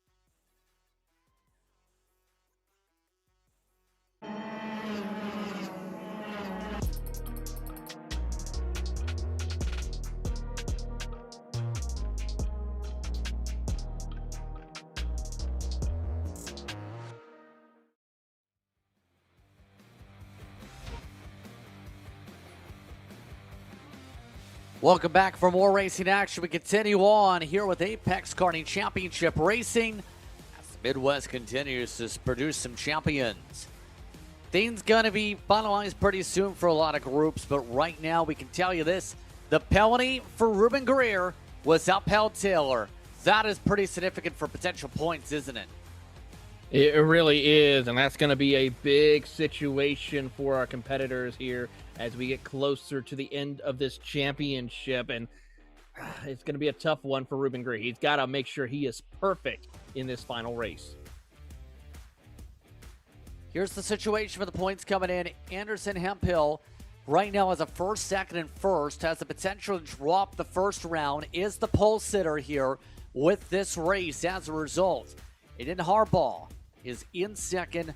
Then Ruben Greer in the top three. Illick, Rennie Boss, Laser up in the order. We didn't see Jessup take the green in the pre-final. Lynch also not on property, as we talked about earlier on here today. So, that being said, Greer's situation, it's going to really be difficult now because of the fourth that's now on the board to get the championship. If anything, the best chance for Ruben right now is second, realistically speaking here, Taylor, because, yeah, if you get a 200, it really help, but remember, the point tally for Hemphill likely then goes up another near 100, if not points, in response to the drop back for the Blue Machine. So, in other words, it's all about the math calculations from here on out. Absolutely. It's all about math, which understandably we do not like doing math here on Kart Chaser Broadcast because, you know, we're more focused on race cars than math. So we'll see how this all plays out. But I got to say, we'll let the officials do all the math work for us. And we just announce who wins the championship when this is all said and done. Hearing that Micro is officially official. When it comes to their tallies, we mentioned the championship looking secure. There it is now secure for Fox for a double title. As a result to those point tallies. Senior will find out pretty soon how things look there once things get sorted out. But right now the minis are ready to fly. 12 minutes on the board, clock is rolling. We're underway with the inside line moving with contact. Well, a little bit of contact indeed here as Harbaugh will try and take over the race lead. Hemphill right there in hot pursuit. Ruben Greer, I think he's still in the fourth position. We'll double check when we get on the straightaway. Yes, indeed. So he's got a lot of work to do to try to make this stick. See how much the Sodi is trying to wrap the inside. 7 are on the track, including Jessup to start things off here for this mini group. Hemphill looking to build up the distance. Greer needs to claw away spots quickly here. Now, what does a fourth place do for you in a final? That's a 170. That would be, again, likely not enough in the case of the title fight, possibly, because a 170 would essentially put your tally at nearly, if not above 700 in terms of career situation. Now, as we go about, though, for the race action, the first lap is complete, and Hemphill just wants to just about get a near sweep of the weekend. First, second, and first today, this weekend so far. How about Caden Torino right now? Also in a great run here, sitting in second position.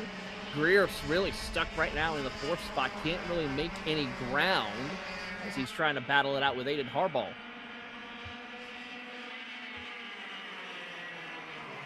Yeah, you see some of those outside the main group, like folks still riding along.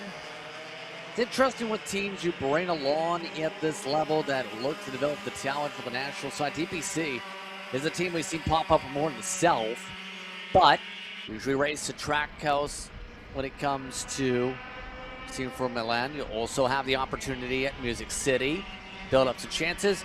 Why not get yourself a national date outside of the Apex schedule to be able to get things going? The last national date outside of Apex was an IAME Grands appearance, after all, for the 125. But right now needs to find a way to claw up to this group. Look at the 142 on the bumper of Hemphill. Torino right there in that Sodi kart, really kicking in the afterburners here as he wants to try to have a shot of leading here and see what he can accomplish. He just set the fastest lap of the race with help from Harbaugh as they come down to the track strip. A little bit of dirt kick up. Doesn't look like it cost anybody some time here. 9 minutes to go. Now, 4 karts on the breakaway here. You have local driver. You have a couple drivers that contend for the championship. You have Greer trying to get himself multiple titles in Apex already. You know, just a good mix and flurry of karts. So, out of this entire group, who's been, out of the time you've seen, I know it's been limited here, Taylor, with your situation on Saturday, who's impressed you the most out of this group, out of your time in this series and in this season, coming in through this final out of this group? Well, right now, just for this race alone, I have to give it to Caden Torino. I mean, he was more of that mid-pack driver, but now really has found that little extra to sit in second position. And just as I say that, here comes Harbaugh with a big run. But, of course, can't go wrong with also a already current champion in the Apex South Division of Ruben Greer, who has been phenomenal all weekend. If it wasn't for the penalty, I think he might have a chance to win this championship, as he has now moved to third. Yeah, able to move up in our spot here for Ruben. All this is to say, somebody needs to find a way to chip this gap away to the MGM in front, being able to build this distance here quickly. Thinking about this when it comes to the karting side once again for some. 10-year-old of Caden trying to find a way to chip the gap back away. You have Harbaugh that's now sliding the wrong way a little bit among some of the scuffles. It's all changing about, if you will, actually, specifically how things have looked around here with 7 minutes to go. Now, Harbaugh in second. Harbaugh now with the change did not gain that time. Lost 3/10 still to Hemphill. Yeah, it's not good. He's got to find a way to dig a little deeper here with Harbaugh trying to close the gap up. But he's got to worry about also Ruben Greer, who's going to fight him a little bit. But also, I think if I was here comes Greer looking to the inside. Greer has the pace, sends it down to the bottom, completes the pass. Hemphill tries to cower around the outside, but could not make it work. I think the stable is in Ruben Greer's hand to determine what he can do in this final race.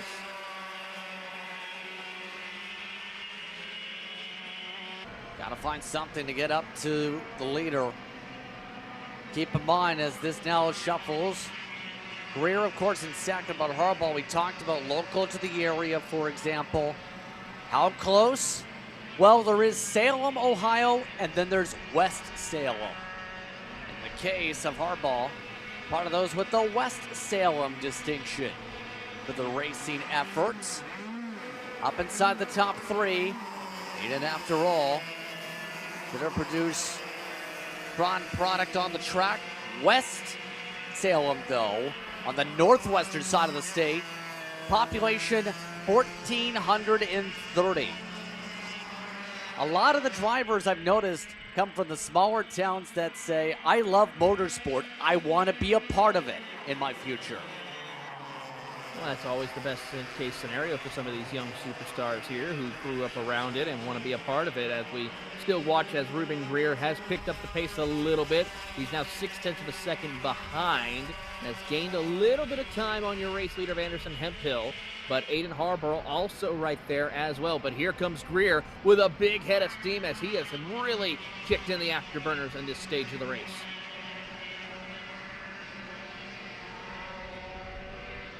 It has so far. Ready to try and pounce, to try and take away the race lead from Hemphill. Get himself at least a win in the final here today. Here we go. Greer inside. Slider pulls it off. Beautiful textbook pass into turn number 1 there for Ruben Greer. Now can Anderson respond? But watch out, because here comes Harbaugh with a big run as well. He's back into the mix.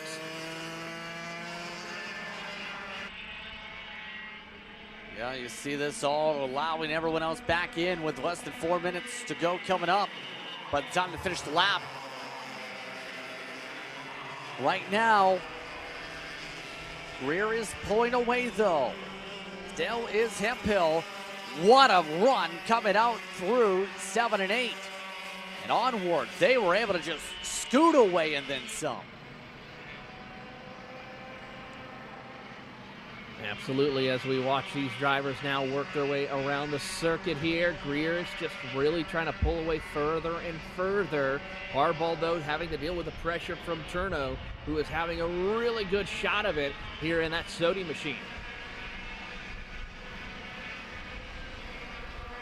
Yeah, you see the little push to the back end of Harbaugh to push them along. Behind them, Jessup and Illick are battling. They're having a good battle back here. They've traded the spot a couple times already. There goes the 125, for example. They pass. And of course, DPC, you see that a lot towards North Carolina region and so forth in terms of where we see that respective outfit more so these days, DPC Motorsports. They do have national experience and know they've been working on things like a next-gen new camp, essentially over in the Music City in recent months. But they are a group that usually focuses down towards those in the southern regions for the racing we've seen at Apex too. Absolutely, and it's great to see them utilize some new facilities to help them out, put on a good show, and prepare those future drivers in the case they have the chance to come up to these levels and race here with us at the Apex Karting Championship. A couple weeks ago, they also had some drivers out for the national scene, of course, with some of their appearances that way for those respective drivers. But right now, just the one that's technically under the banner here this weekend. The final few minutes of this race. And Illick just doing best they can to drive on the racetrack here today and avoid any troubles. Been racing for a few years, actually. Look back to the name logs. Again, also gotten some experience in recent weeks. Different outfits working in Europe also. Greer, though, still up in front. Hemphill maintaining second as you see the distances between first, second, third, and fourth. Watching on here amongst these competitors in this final push, this final stage of the race, a minute and a half to go. Ruben Greer is just now kind of plateaued. He hasn't really lost time, but he hasn't really gained time to stay ahead of Anderson Hemphill. We'll see what it is when they come across the line now. Yeah, it's kind of just plateaued. So doing what he needs to do, keeping Hemphill behind, but also letting Hemphill now have to battle it out with Harborough and Caden. Hopefully those three will really start to battle it out for Greer in order for him to come away with the win. But also he's got to worry about if those three decide, let's work together and chase down Ruben Greer. Bulletins are in, by the way, for Kay Sr. Guys will remember we talked about how he left the cart there. Alex did and went out the gate. Disqualified and excluded. Disqualified for not weighing scales, excluded for abandoning the stable cart on track. Was by the fence line in that circumstance. Waikato, 5-second penalty. Chase Adams, 5-second penalty. In our words, do we have a new champion in that series official? We do. Isaac Moquit picks up the championship by 110 points. Pending final reviews, Taylor. Congratulations there to Isaac Malkowit. We still have 2 more championships to determine here as Ruben Greer is giving one last-ditch effort and doing what he needs to do as Harbaugh takes over second spot away from Hemphill. Now Caden is wanting to put some pressure on. Not what Hemphill needs to happen. Thankfully, though, with that win, though, in the pre-final, this might be able to save him a little bit, but still a lot is up for grabs. All depends on how things go with Anderson Hemphill in the totals here, to say the least. But right now, Greer pulling off down the driveway and then some. We're coming up to 2 laps to go for the mini season.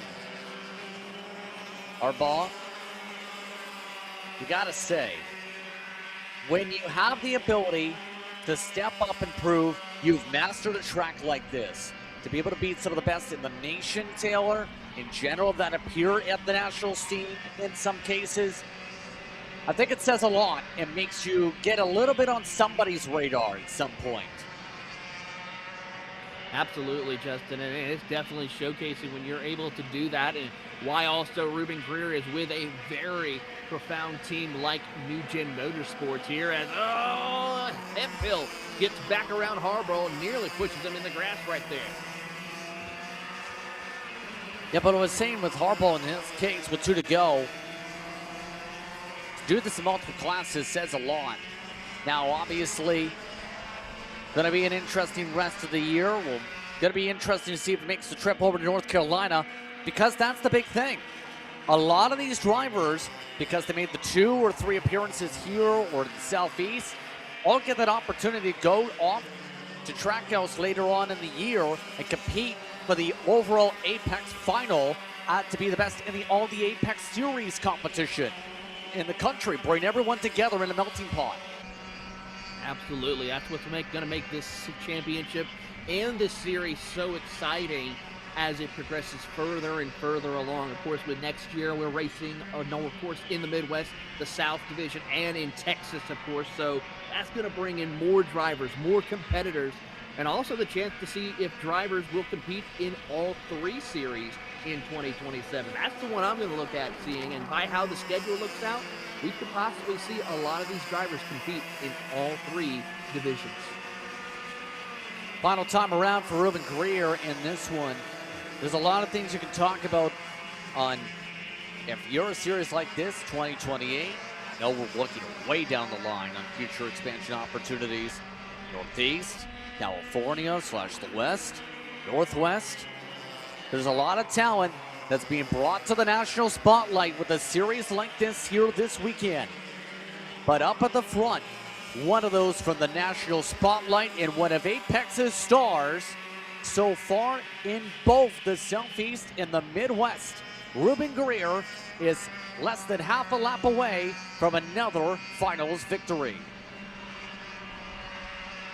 Ruben Greer dug in deep. He realized the mistake he had. Now it all just depends on how it all plays out for him. For Ruben Greer, already a champion in the Apex Karting Championship, looking to try to see if he can become a double champion. Out of the final corner, Ruben Greer will win the IAME Minis category. Now it's all a matter of how the points will play out. Second spot going to Hemphill, Harbaugh in the top 3, Harbaugh rather. Toronto, you have Illick and Jessup, the rest of the order with Remy Boss. And moving up to Mini for the finale, down in the 7th position. That was our penultimate race of the weekend and of the Midwest season here, Taylor. As Boss takes the checker flag, leaves us with one more group. KA Junior, they're up next. On the other side of the break, you're watching Kart Chaser.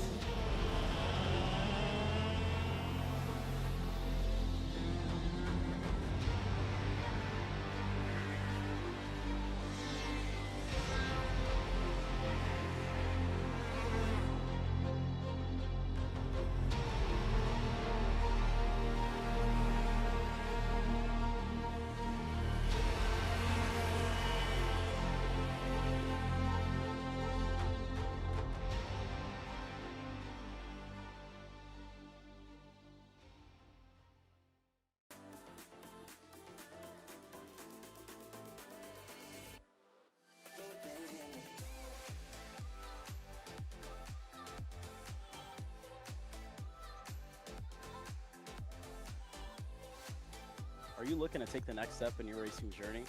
Well, look no further than PitFit. With 2 locations in Charlotte, North Carolina and Indianapolis, Indiana, PitFit trains drivers all the way from grassroots level karting to IndyCar and NASCAR, with top-of-the-line personalized coaching to improve physical and cognitive fitness.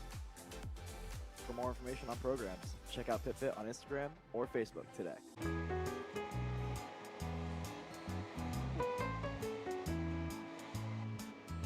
Gee, looks like we're missing the engine. What the hell am I supposed to tap? What do you mean? It's my Greyhound. It's all I need. Where's the rest of it? It doesn't matter. It's a Greyhound. You gotta make way. Okay, you're good. Sitting by here with Kyle, our race winner. Tell me how you did it. You were blazing fast out there, and I mean, you don't even have a go-kart, man. Tell me about it. Yeah, you know, Norberg, Schmorberg, the Greyhound-powered Greyhound was great today. You know, it makes the difference. And the team's been working really hard back at the shop, and, you know, just shout out Greyhound. Thank you, Kyle.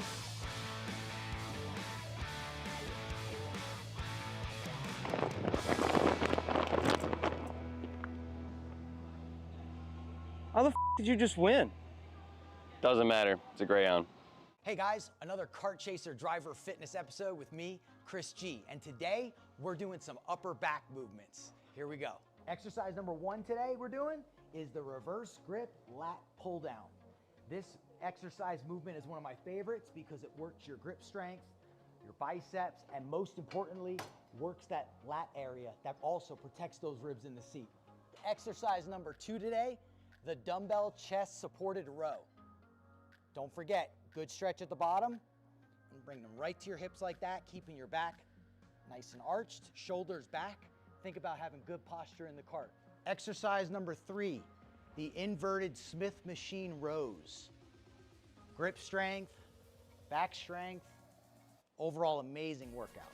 Thanks again for joining me on another Kart Chaser driver fitness episode with me, Chris G. Race ready training that carries into real life. Are you stuck with your kart racing? Not sure the ideal kart setup? Well, going to a track for the first time. Well, Kart Class has the answers for you.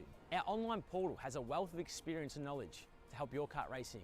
From kart setup advice to track guides that are targeted specifically to your circuit, or the driver coaching aspects with mindset, racecraft and driving techniques. If you want to take your karting to the next level, visit us at kartclass.com.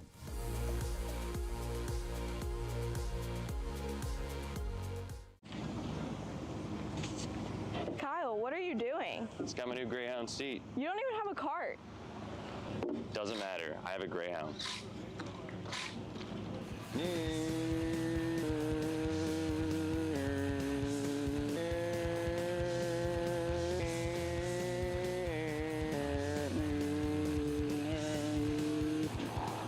the f is Kyle Cuthbertson?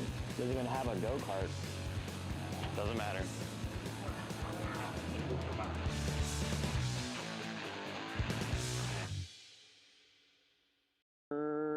Cuthbertson through on Turney. Turney in the dirt.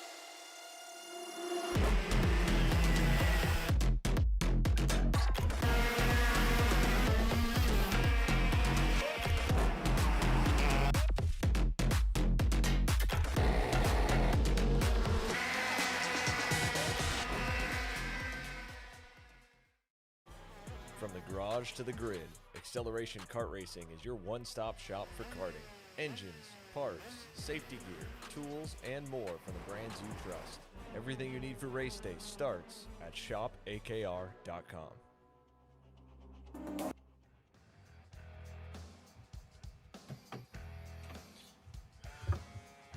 Just about all set to get back underway here for today's action for KA Junior.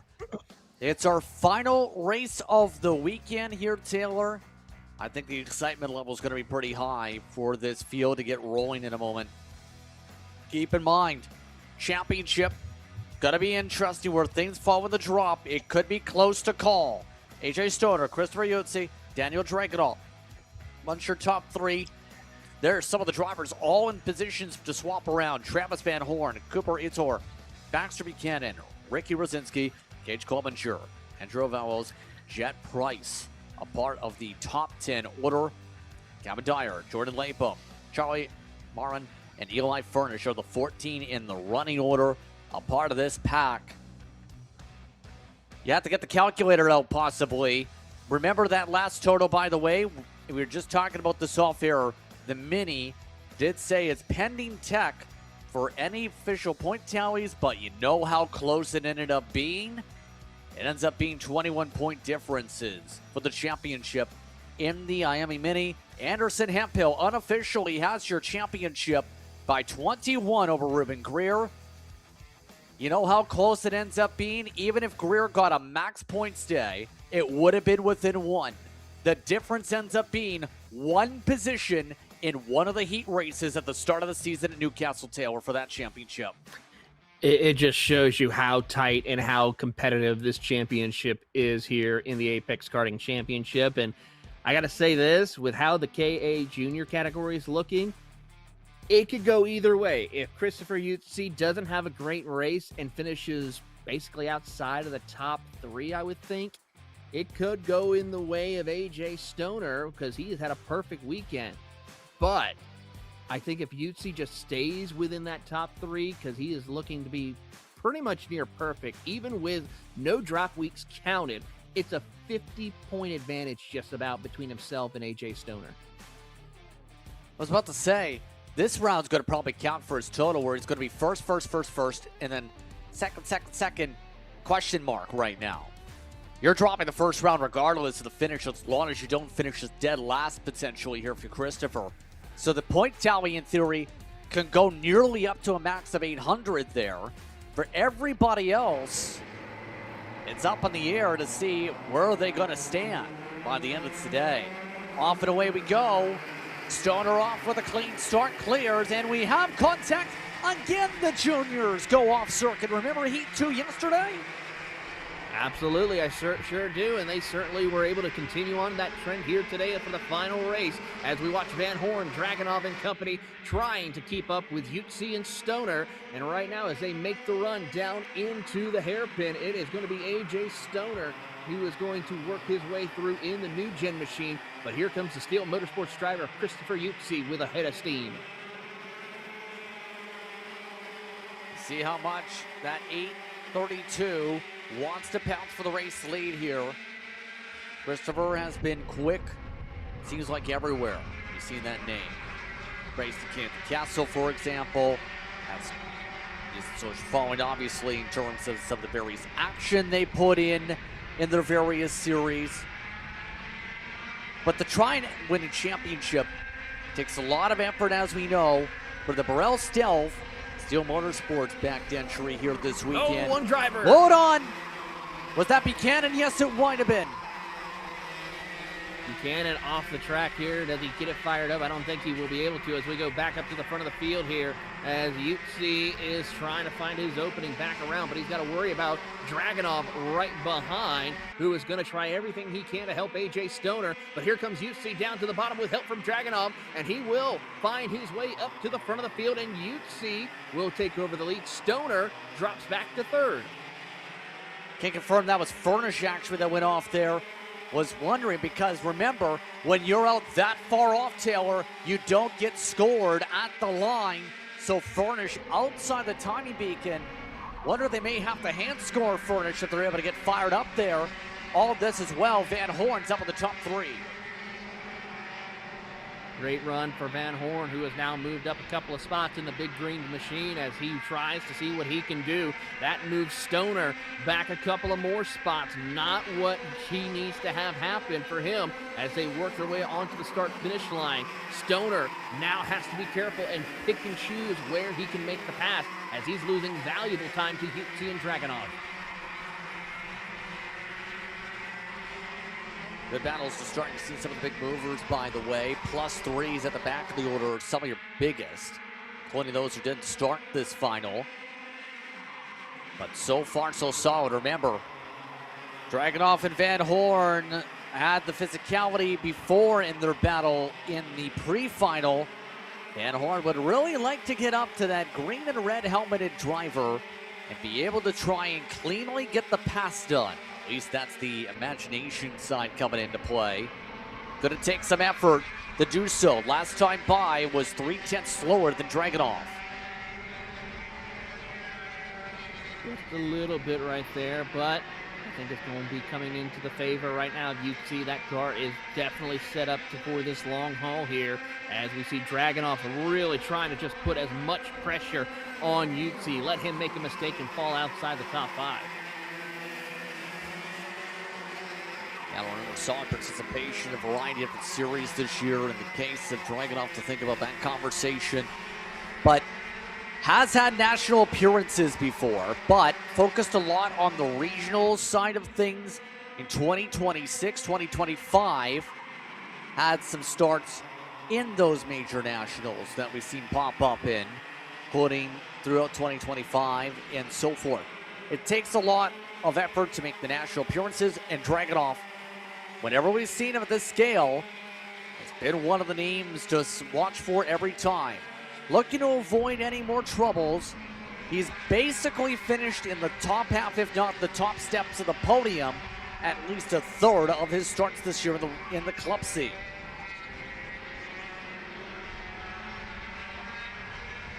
Looking through the field right now, just keep an eye on who some of the movers and shakers are as they have worked their way through. So far, really, no one has made that push, as one driver of Cooper Itori, who is now going off the grass a little bit right there. That gives the spot to Andrew Lavelos for 5th.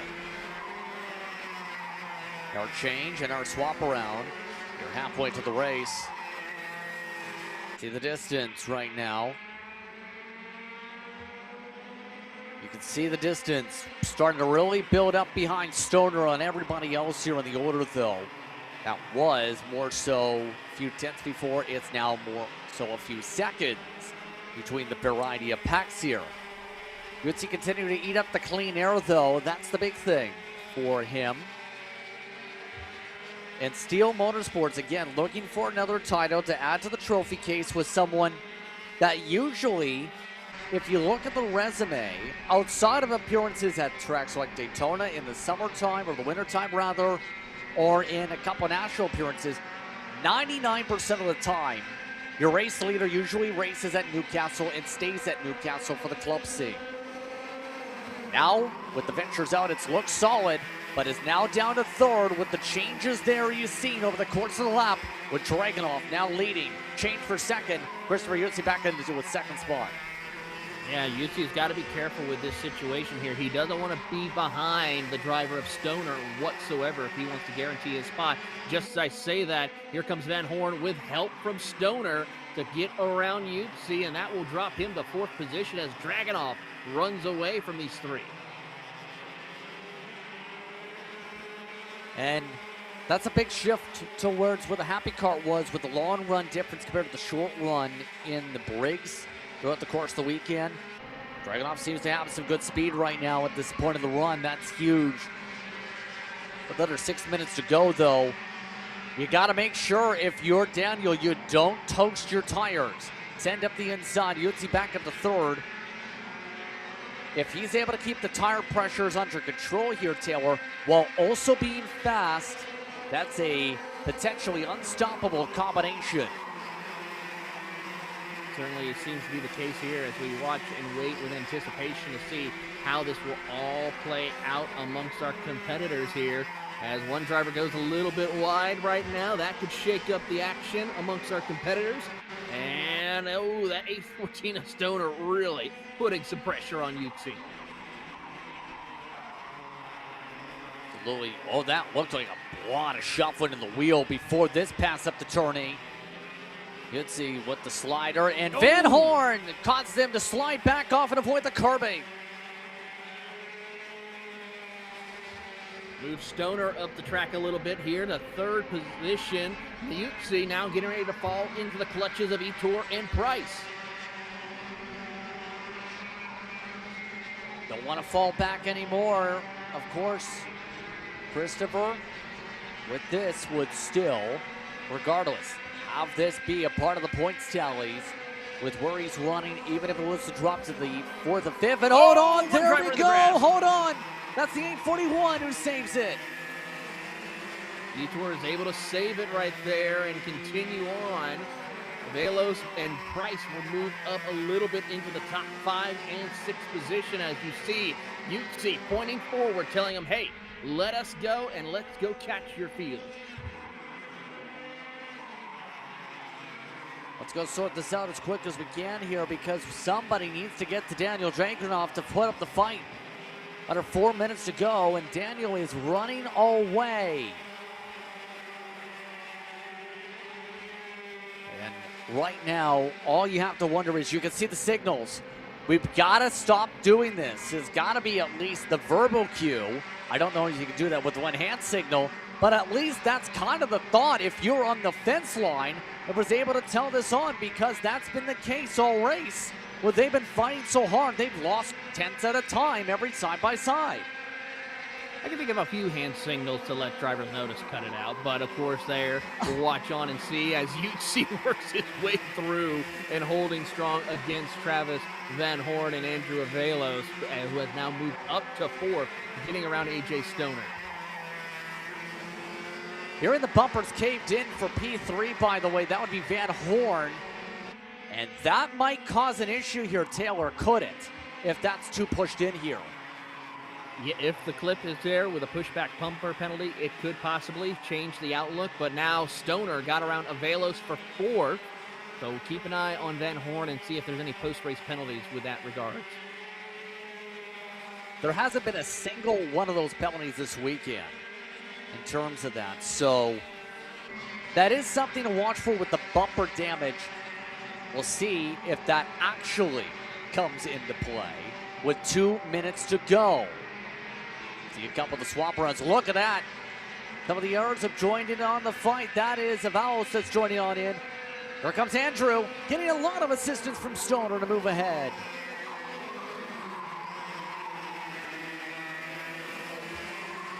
Watching on here as these drivers try every last little bit. This is the final race, all for the marbles here to guarantee your spot in the championship on the podium, and get ready for the run to Charlotte at Trackhouse later on this year as we watch these drivers now work their way with 1.5 minutes to go plus 2 laps. Here comes Utsi to the inside. He will get around the driver of Stoner with help from Price.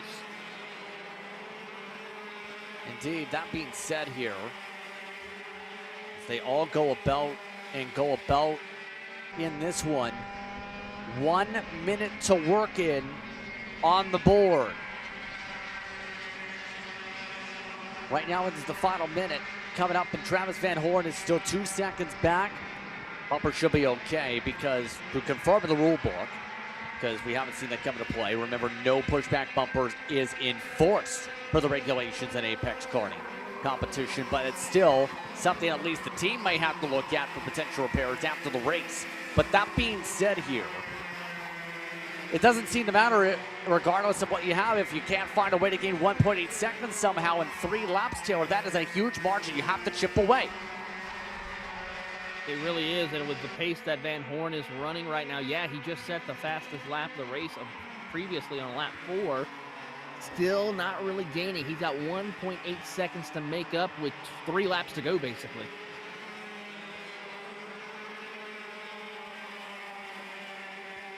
So really speaking here, for Daniel, this would be a huge one in terms of the trophy case, because looking back at some of the victories over the career, for example, has gotten some wins in regional events, yes, but get itself an Apex Midwest victory to help out with that category would be absolutely huge. Was a winner in one other series in the springtime over at Charlotte. Add on another win to the trophy case to lead into the Apex final. You have the chance to really put 2026 as one of your best years. Right now, we're into the final 2 laps as they continue to fight in the second group. Watching on here as they work their way through with Dragunov just still continuing to hold on to the race lead. He has it at 1.6 as Van Horn, with help from Utsi and Avelos, trying to close that gap. Oh, trouble for the 814. That's Stoner. He's out. That's oh no! Went off for the last lap. Stoner is out. He had been one of the drivers who slid out of the main group here, Taylor. So I think that basically takes Stoner's any chance for a high points finish out the window. This might end up losing them ground, potentially to Dragunov actually in the standings. White flag coming up.